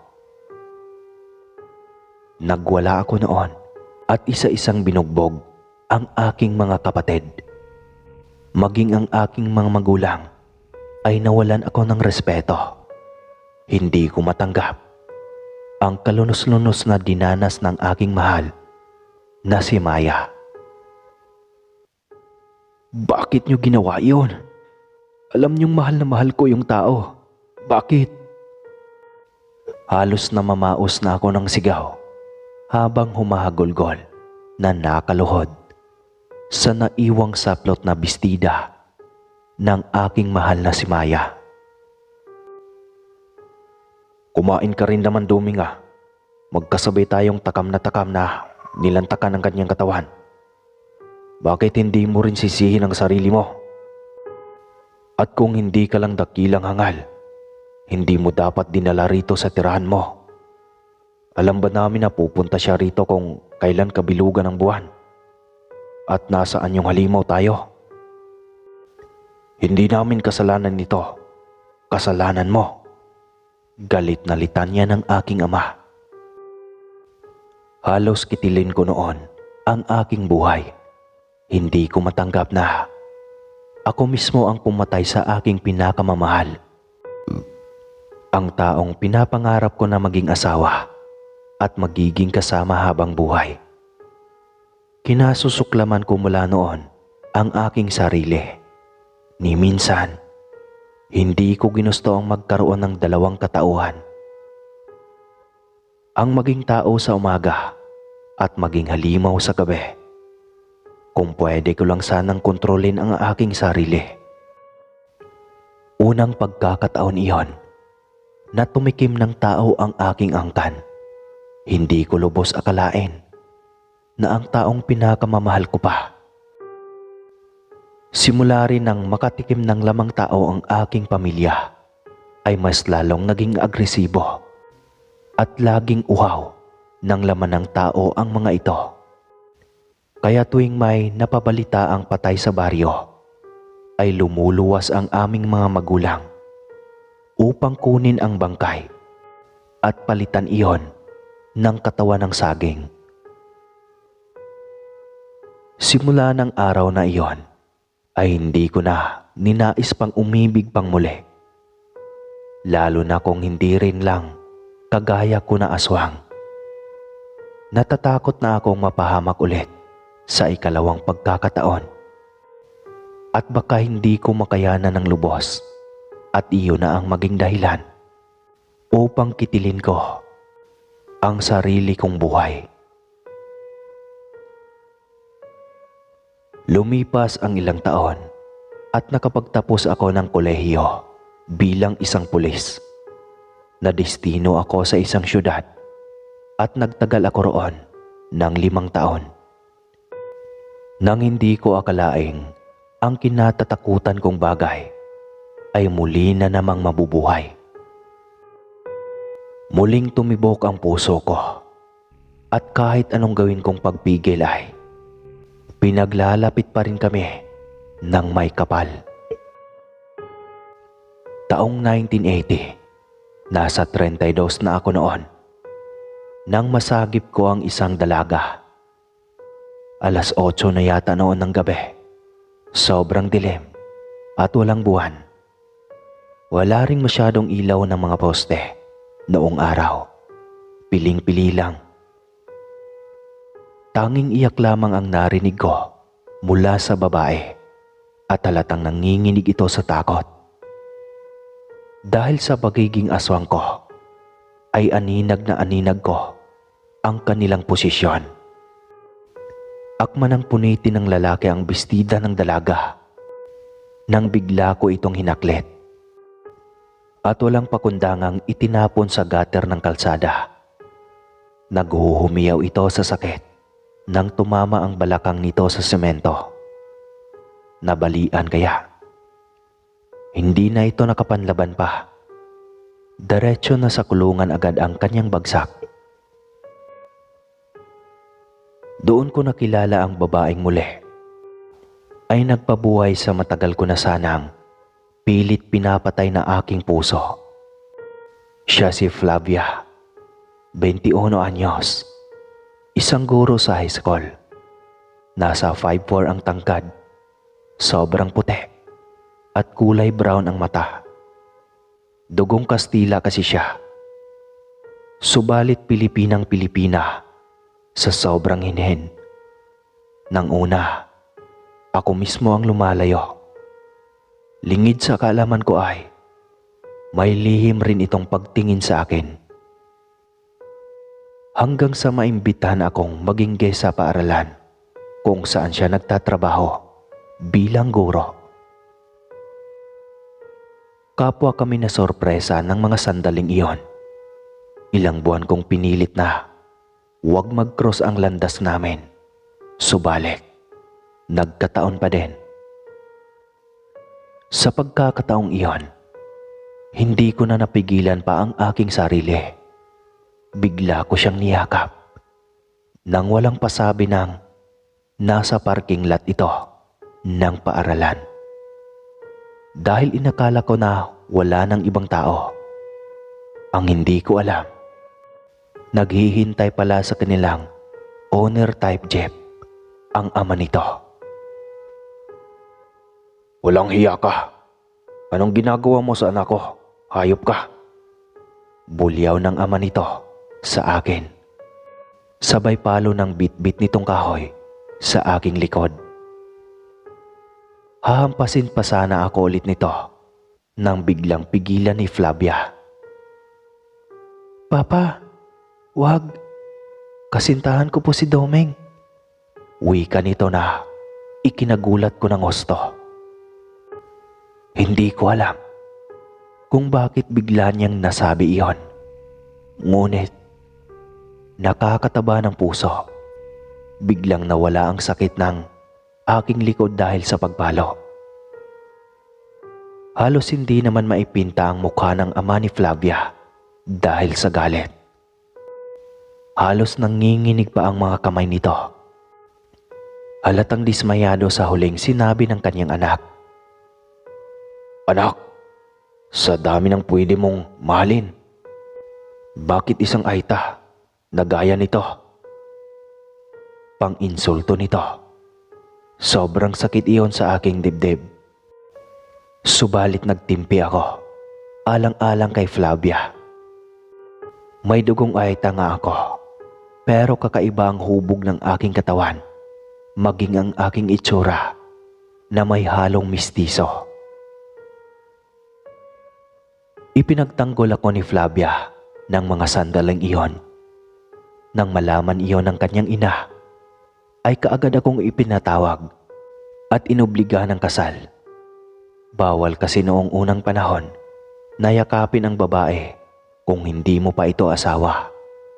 Mangyari, uobligahin kang pakasalan.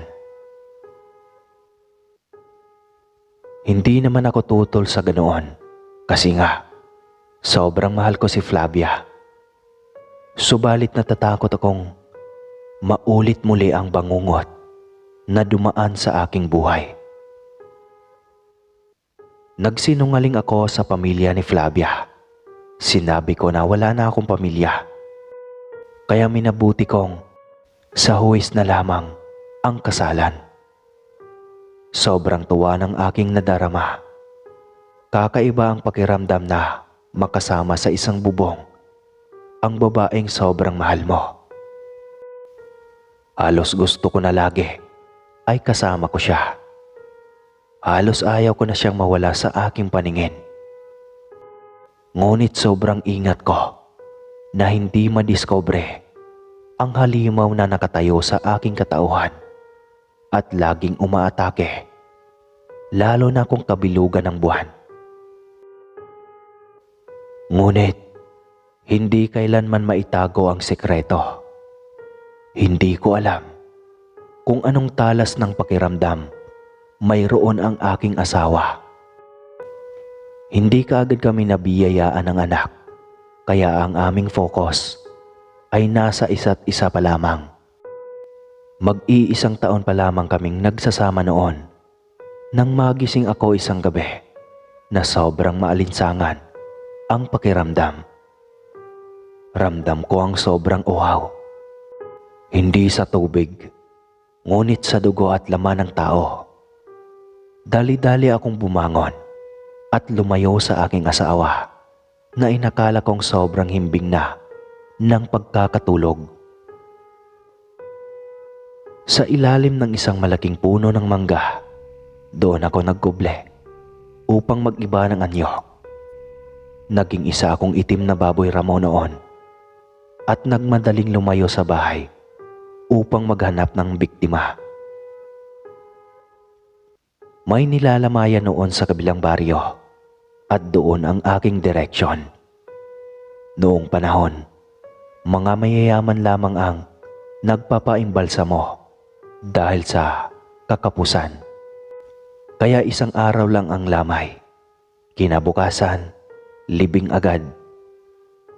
Kaya hindi mahirap ang humanap ng mabibiktima noon. Pagkatapos masatisfy ng aking hininga, ay naghintay ako ng magbukang liwayway. Tsaka ako bumalik sa normal at umuwi sa bahay. Subalit laking gulat ko. Nang pagbukas ko pa lamang ng pintuan, ay mukha na agad ng aking asawa ang bumungad sa aking harapan. Sobra ang pagkagulat ko at hindi pa man ako nakahuma ay halos nagkarirahan na ang mga daga sa aking dibdib. Sa paraan kasi ng titig niya, nagbabadya ang isang di ka nais-nais na maaaring maganap. Bakit, Tuming? Bakit mo nilihim? Bakit mo ko niloko? Halimaw ka? Sunod-sunod na tanong niya. Hindi ako nakasagot sa sobrang gulat. Hindi ko lubos maisip na ganun lamang kaikli ang pagkubli ko ng aking katauhan. Pumasok agad sa isip ko na pwedeng iwanan na niya ako sa mga sandaling iyon. Mahal, sandali. Magpapaliwanag ako. Hindi ko gusto ang ganito. Kung ako lang ang masusunod, ayaw ko rin namang maging ganito. Umiiyak na paliwanag ko sa aking asawa. Hindi ko matanggap kapag iiwan ako ng babaeng dahilan kung bakit ko patuloy na nilalaban ang lahat ng mga struggle sa aking buhay. Hindi ko akalaing nakapag-asawa ko ng halimaw. Paano na lang pala kung nagkaanak tayo? Ikaw mismo ang kakain sa sarili nating dugot laman. Hindi ko makakayang manatili pa sa'yo, Domeng. Patawad, pero mas mabuting maghiwalay na tayo. Mahabang litanya niya habang humahagulgol. Para akong naistatwa ng mga sandaling iyon. Dumating na ang panahong kinatatakutan ko. Ang lisanin ako ng taong naging buhay ko. Hindi ko na namalayang hawak ko na ang mahabang kutsilyo at unti-unting nilapit at diniin sa aking liig habang umaagos ang luha ko. Kung iiwan mo din naman pala ako, mas mabuti pang mamatay na lamang ako. Wala nang rason pa na manatili ako sa mundong ito. Umiiyak na wika ko, kasabay ng pagbao ng kutsilyo. Subalit naramdaman ko ang pagyakap ng aking asawa at kinuha ang kutsilyo na nakadiin sa aking liig. Nag-iwan iyon ng sugat at umaagos na ang dugo. Subalit hindi ako nakaramdam ng hapde. Datapwat, iniinda ko lang noon ang hapde ng aking puso habang iniisip na iiwanan ako ng aking mahal na asawa. Huwag mong gawin yan. Hindi ko kakayaning mawala ka. Umiiyak na wika ng aking asawa, kaya mas lalong napahagulgol ako sa kanyang bisig habang mas lalong napahigpit ang aming yakapan. Sobrang mahal kita at patawad. Hindi ko gustong itago ito sa'yo. Hindi ko rin gustong maging ganito. Pero pangako, poprotektahan kita sa lahat ng oras. Hindi ko kakayaning mawala ka sa akin, mahal. Wika ko rito, sabay halik sa kanyang noo.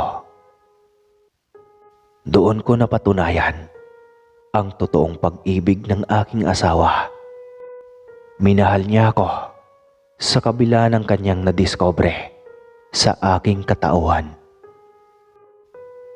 Sa ngayon, Sir Cas, malapit na akong lilisan sa mundo at ang aking anak ang siyang tagapagmana ng sumpang mayroon ako. At hanggang dito na lang po. Salamat po sa mga nakikinig. Sana po sa mga umibig dyan, mahalin niyo sila ng totoo at tanggap niyo kung ano man sila. Basta patawad sa mga walang jowa. Muli po, ako po si Dominador ng Negros.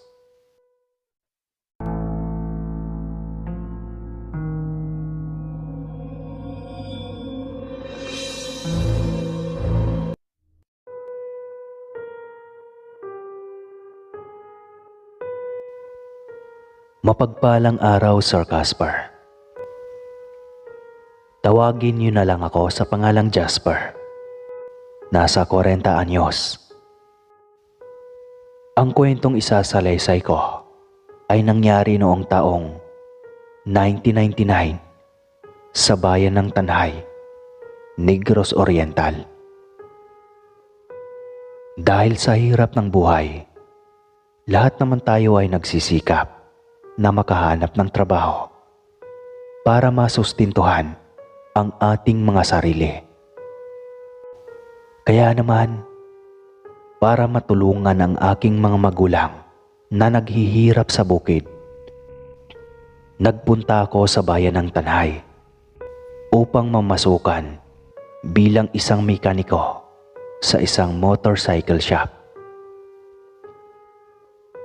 May mga alam ako sa makina, lalo na sa mga motor. Kaya kahit papaano ay madali naman sa akin ang mag-ayos ng mga inihahatid na sirang motorsiklo. Arawan ang bayad sa akin ng aking amo at nililibre niya pa ako sa pagkain. Libre din ako sa tirahan dahil may paupahang apartment sila na ilang bloke mula sa pwesto. Mabait si Ma'am Des at maawain. Biyuda na ito at may isang anak na lalaki na si Dro. Kasing edad ko lamang ang lalaki at mabait din kagaya ng kanyang ina. Marami na itong natulungan at hindi ko maitatangging nagugustuhan ko na ang ugali nila. Dahil ako man ay tinuturing na din nilang pamilya. Pati na ang aking mga 3 kasamahan, 2 ang lalaki at 1 ang babae. Si Juna yung babae, ang nagsisilbing bilang manager namin. Siya ang nag-aasikaso ng aming payroll. Tumagal na ako sa trabaho. Malaki na din ang naitulong nito sa aking pamilya doon sa bukid. Nakabili kami ng maliit na lupang sakahan at nakahanap ng puhunan para sa itatanim naming mga gulay. Kaya naman hindi na talaga ako umalis hanggang sa ngayon napagkakamala na nga akong anak din mismo ng may-ari. Paano kasi ay nagiging magkamukha na kami ni Dro dahil palagi kaming nagkakasama. Kami ang tumatao sa kanilang shop buong araw. Kagaya ko, isa ding mekaniko si Dro. Isang araw, may nagkulang sa piyesa na kailangan naming ikabit sa makina. Dahil may inabala si Dro, ay ako ang nagpresentang bumiyahe sa kabilang bayan upang bilhin ang nasabing piyesa. Hapon na noon at may mga sasakyan pa naman, kaya agad ako nakasakay. Kailangan kasi kinabukasan ay maayos ang nasabing makina nang wala pang tanghali dahil kukunin na ito ng may-ari. Sa pag-aakalang makakauwi ako kaagad, ay umalis ako ng diretso kahit sinabihan ako ni Dro na magmotorsiklo na lang ako. Pero hindi ako nakinig. Agad akong pumila sa tindahan ng piyesa nang makarating ako at binili ang mga kailangang bilhin. Papagabi na at dumadalang na ang mga namamasaherong sasakyan. Hindi pa naman ganap na syudad noon ang Dumaguete, kaya naman kakaunti pa lang ang tao sa lugar. Gayunpaman, hindi magulo ang lugar at maayos na naninirahan ang mga residente. Ang karamihan sa naroroon ay jeep at tricycle. Mayroon ding mga TVS bus liner na naghahatid ng pasahero sa paruot pa rito. Napansin kong ako ang pinakahuling customer. Kahit na marami pang nakapila, hindi na tumanggap pa ang mga tendera dahil magsasarado na daw sila ng maaga.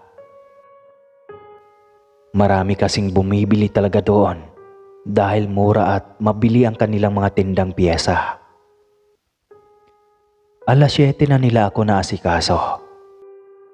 Matapos mabili ang kailangan ko ay nagtungo ako sa sakayan at nag-abang. Ngunit nanlumo na lamang ako dahil 8:00 na ay wala nang dumaraang sasakyan. At ang sabi pa ng dispatcher ay maaga ngayon ang mga sasakyan dahil holiday bukas. Nasapo ko ang aking mukha. Bakit ko ba nakalimutang holiday pala bukas? Ngayon ay mukhang matitingga ako sa waiting shed na ito hanggang sa susunod na araw. Ilang minuto pa akong naghintay hanggang sa magpasya akong maglakad na lamang. Mukhang kailangan ko na talagang magmotor sa susunod na pagpunta ko rito. Medyo malayo ng aking nalalakad noon at pinagpapawisan na ako. nang may biglang huminto sa aking tapat. Isa itong babae, nakasakay sa motorsiklo at mukhang nanggaling pa sa Dumaguete. Tingin ko ay kasing edad ko lamang ito at mukhang may magandang trabaho.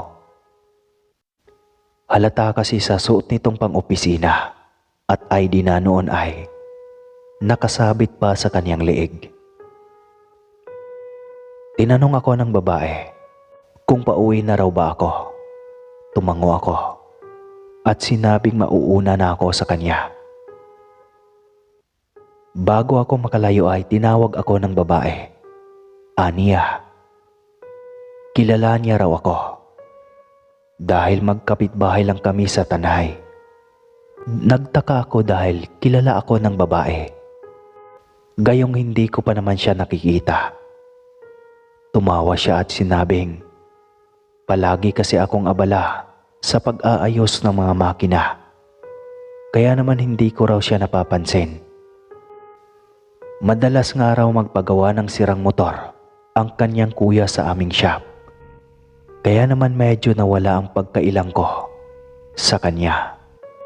Inalok niya akong isasabay na lang dahil magkalapit lang din naman daw ang aming mga tirahan. Tila naging anghel bigla ang tingin ko sa kanyang mukha. Masaya akong sumumpa at nagpasalamat dahil sa kanyang inalok na tulong. Sinabihan niya akong mas mapapabilis ang pag-uwi ko kaysa maglakad.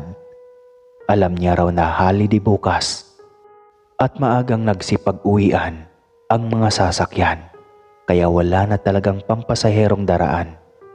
Kahit pa sabihing nasa highway naman kami. Nang simula na niyang paandarin ang motor, ay umusad na kami. Habang pinagmamasdan ko ang kalsada ay nagtaka ako dahil wala talaga kaming mga nakasabay sa daan. Tila ba kami na lamang ang nasa kalsada ng mga oras na iyon. At wala nang iba pa. Ilang saglit pa, nagtaka ako nang biglang nawala ang tunog ng makina at pag-ikot ng gulong ng motorsiklo.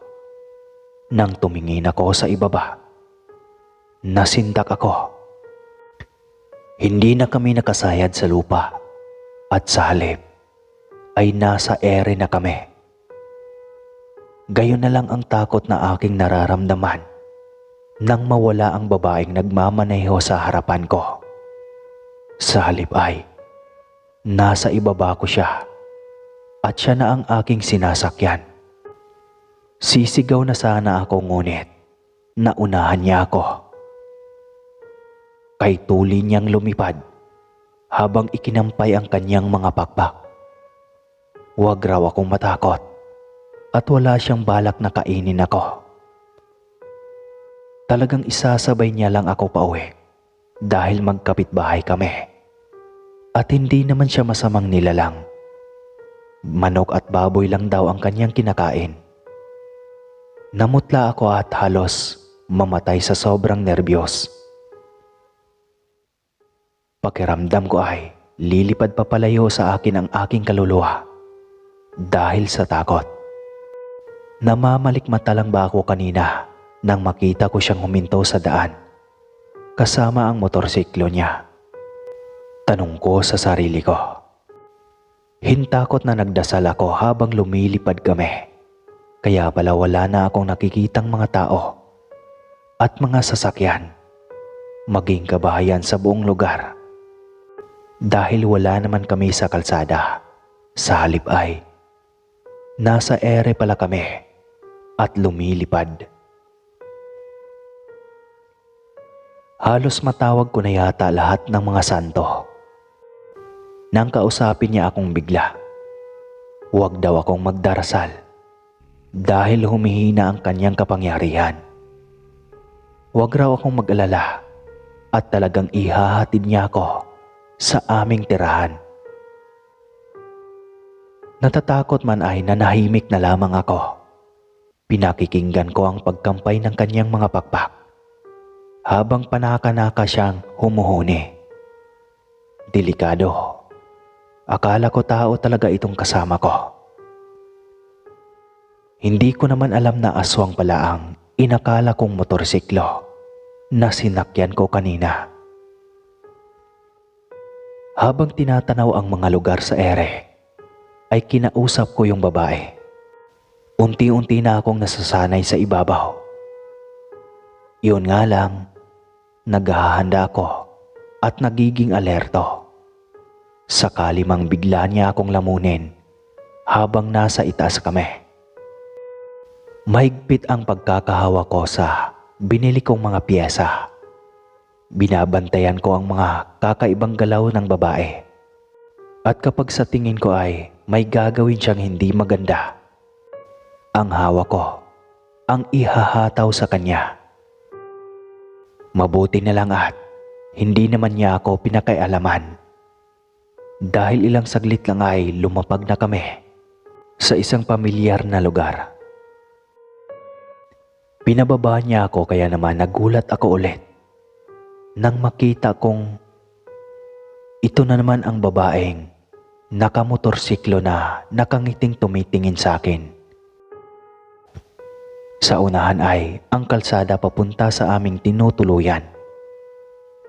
Magpapasalamat na sana ako sa kanya nang sa bigla kong paglingon ay wala na ang babae. Kinilabutan ako bigla. Hindi ko tuloy alam kung totoo ba ang mga pinagdaanan ko noong gabing iyon. Kahit ilang beses kong kinusot ang aking mga mata, ay talagang nakikita ko ang kalsada pauwi sa paupahan. Binagtas ko iyon at nakita ko sa labas ng bahay si Drew na nag-aalalang palakad-lakad sa paligid. Tila nakahinga lang ito ng maluwag. Nang makita akong papalapit sa kanya, kaya naman nagtaka ako kung bakit siya balisa. Bakit raw ba hindi siya mababalisa? Hindi niya ako matawagan. Nalaman pa niyang walang bumibiyahing mga sasakyan dahil holiday noon kinabukasan. Nagdesisyon na sana siyang sunduin ako, ngunit nakita niyang papalapit na raw ako sa kanya. Kaya naman ikinuwento ko sa kanya ang tungkol sa babae. Gulat ang rumehestro sa kanyang mukha matapos kong isalaysay sa kanya ang aking sinabi.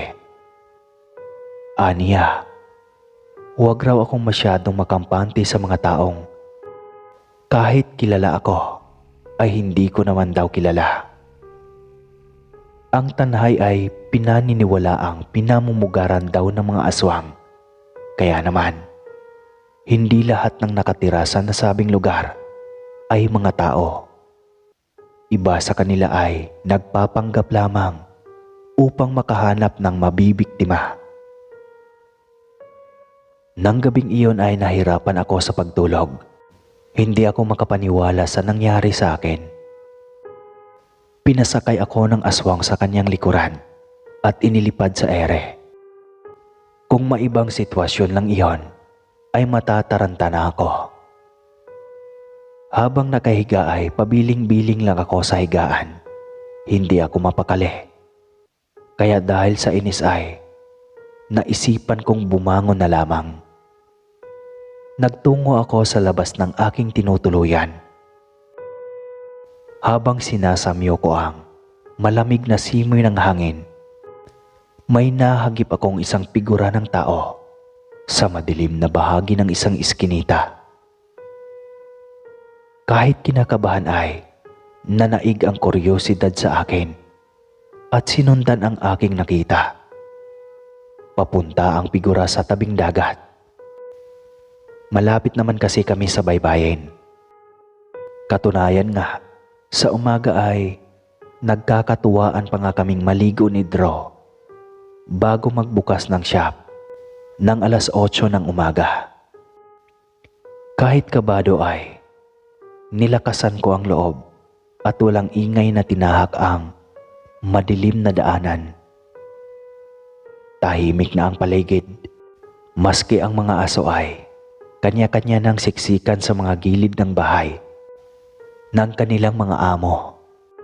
Takot na makakita ng kung ano.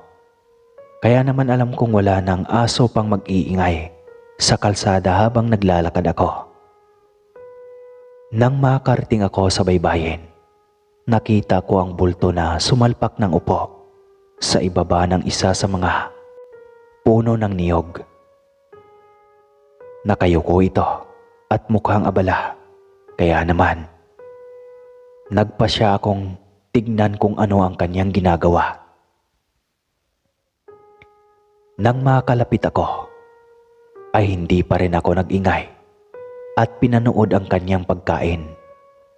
Muntika na akong masuka nang mapagtanto kong buhay na manok pala ang kanyang nilalantakan. Nagkikikisay pa ang kawawang hayop habang sinisip-sip niya ang katawan nitong pinugutan na ng ulo. Umatras ako at namumutlang na pahingal. Tila ba ako natuka ng ahas nang makaapak ako ng lata na siyang lumikha ng ingay sa paligid. Hindi ko alam ang aking mararamdaman nang dahan-dahang lumingon patungo sa kinaroroonan ko, ang aswang na kumakain ng hilaw na manok. Sa halip na tumakbo, ay animo pinako ang aking mga paa sa buhanginan. Sigurado ako, ang nakikita ko noong gabing aswang ay ang nilalang na nagpasakay sa akin sa kanyang likod at napagkamalan kong motorsiklo.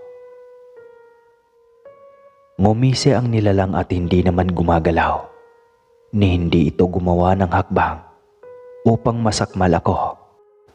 Kahit sa totoo lang, ay halos atakihin na ako sa labis na takot. Sa halip, umangil ito na hindi naman mabangis, tsaka nagsalita. Hindi raw siya kumakain ng tao. Kahit sabihin ko pa raw na siya ay isang aswang, hindi niya naman ginusto ang maging ganoon. Sadyang kailangan lang niyang tanggapin ang kanyang sinapit ng kanyang kapalaran. Dahil wala naman siyang ibang masisisi, kundi ang kanyang sarili. Tinanong ko siya kung ano ba ang nangyari sa kanya. Kahit nag-uusap kami sa dilim ay nakadistansya pa rin ako sa kanya. Aniya, may ninakawan daw siya na pagkain nung bata pa lamang siya. Hindi niya alam na aswang pala ang may-ari ng pagkain iyon. Nagsimula na lang daw siyang magtaka nang makaramdam ng kakaiba sa kanyang katawan matapos makain ang suma na ninakaw niya sa matanda. Doon na siya natakot nang hindi siya makaramdam ng gutom. Kahit pa sangkaterbang pagkain ang kanyang hinahanap, sa halip, nagugutom siya sa laman ng tao at sariwang dugo. Ngunit sinanay niya ang kanyang sarili dahil ayaw niyang maging tulad ng iba. Kaya naman ngayon ay nasanay siya sa manok at baboy. Mula noon ay naging magkaibigan na kami. Kahit hindi kami personal na magkakilala, alam ko na ngayon na hindi niya ako sasaktan.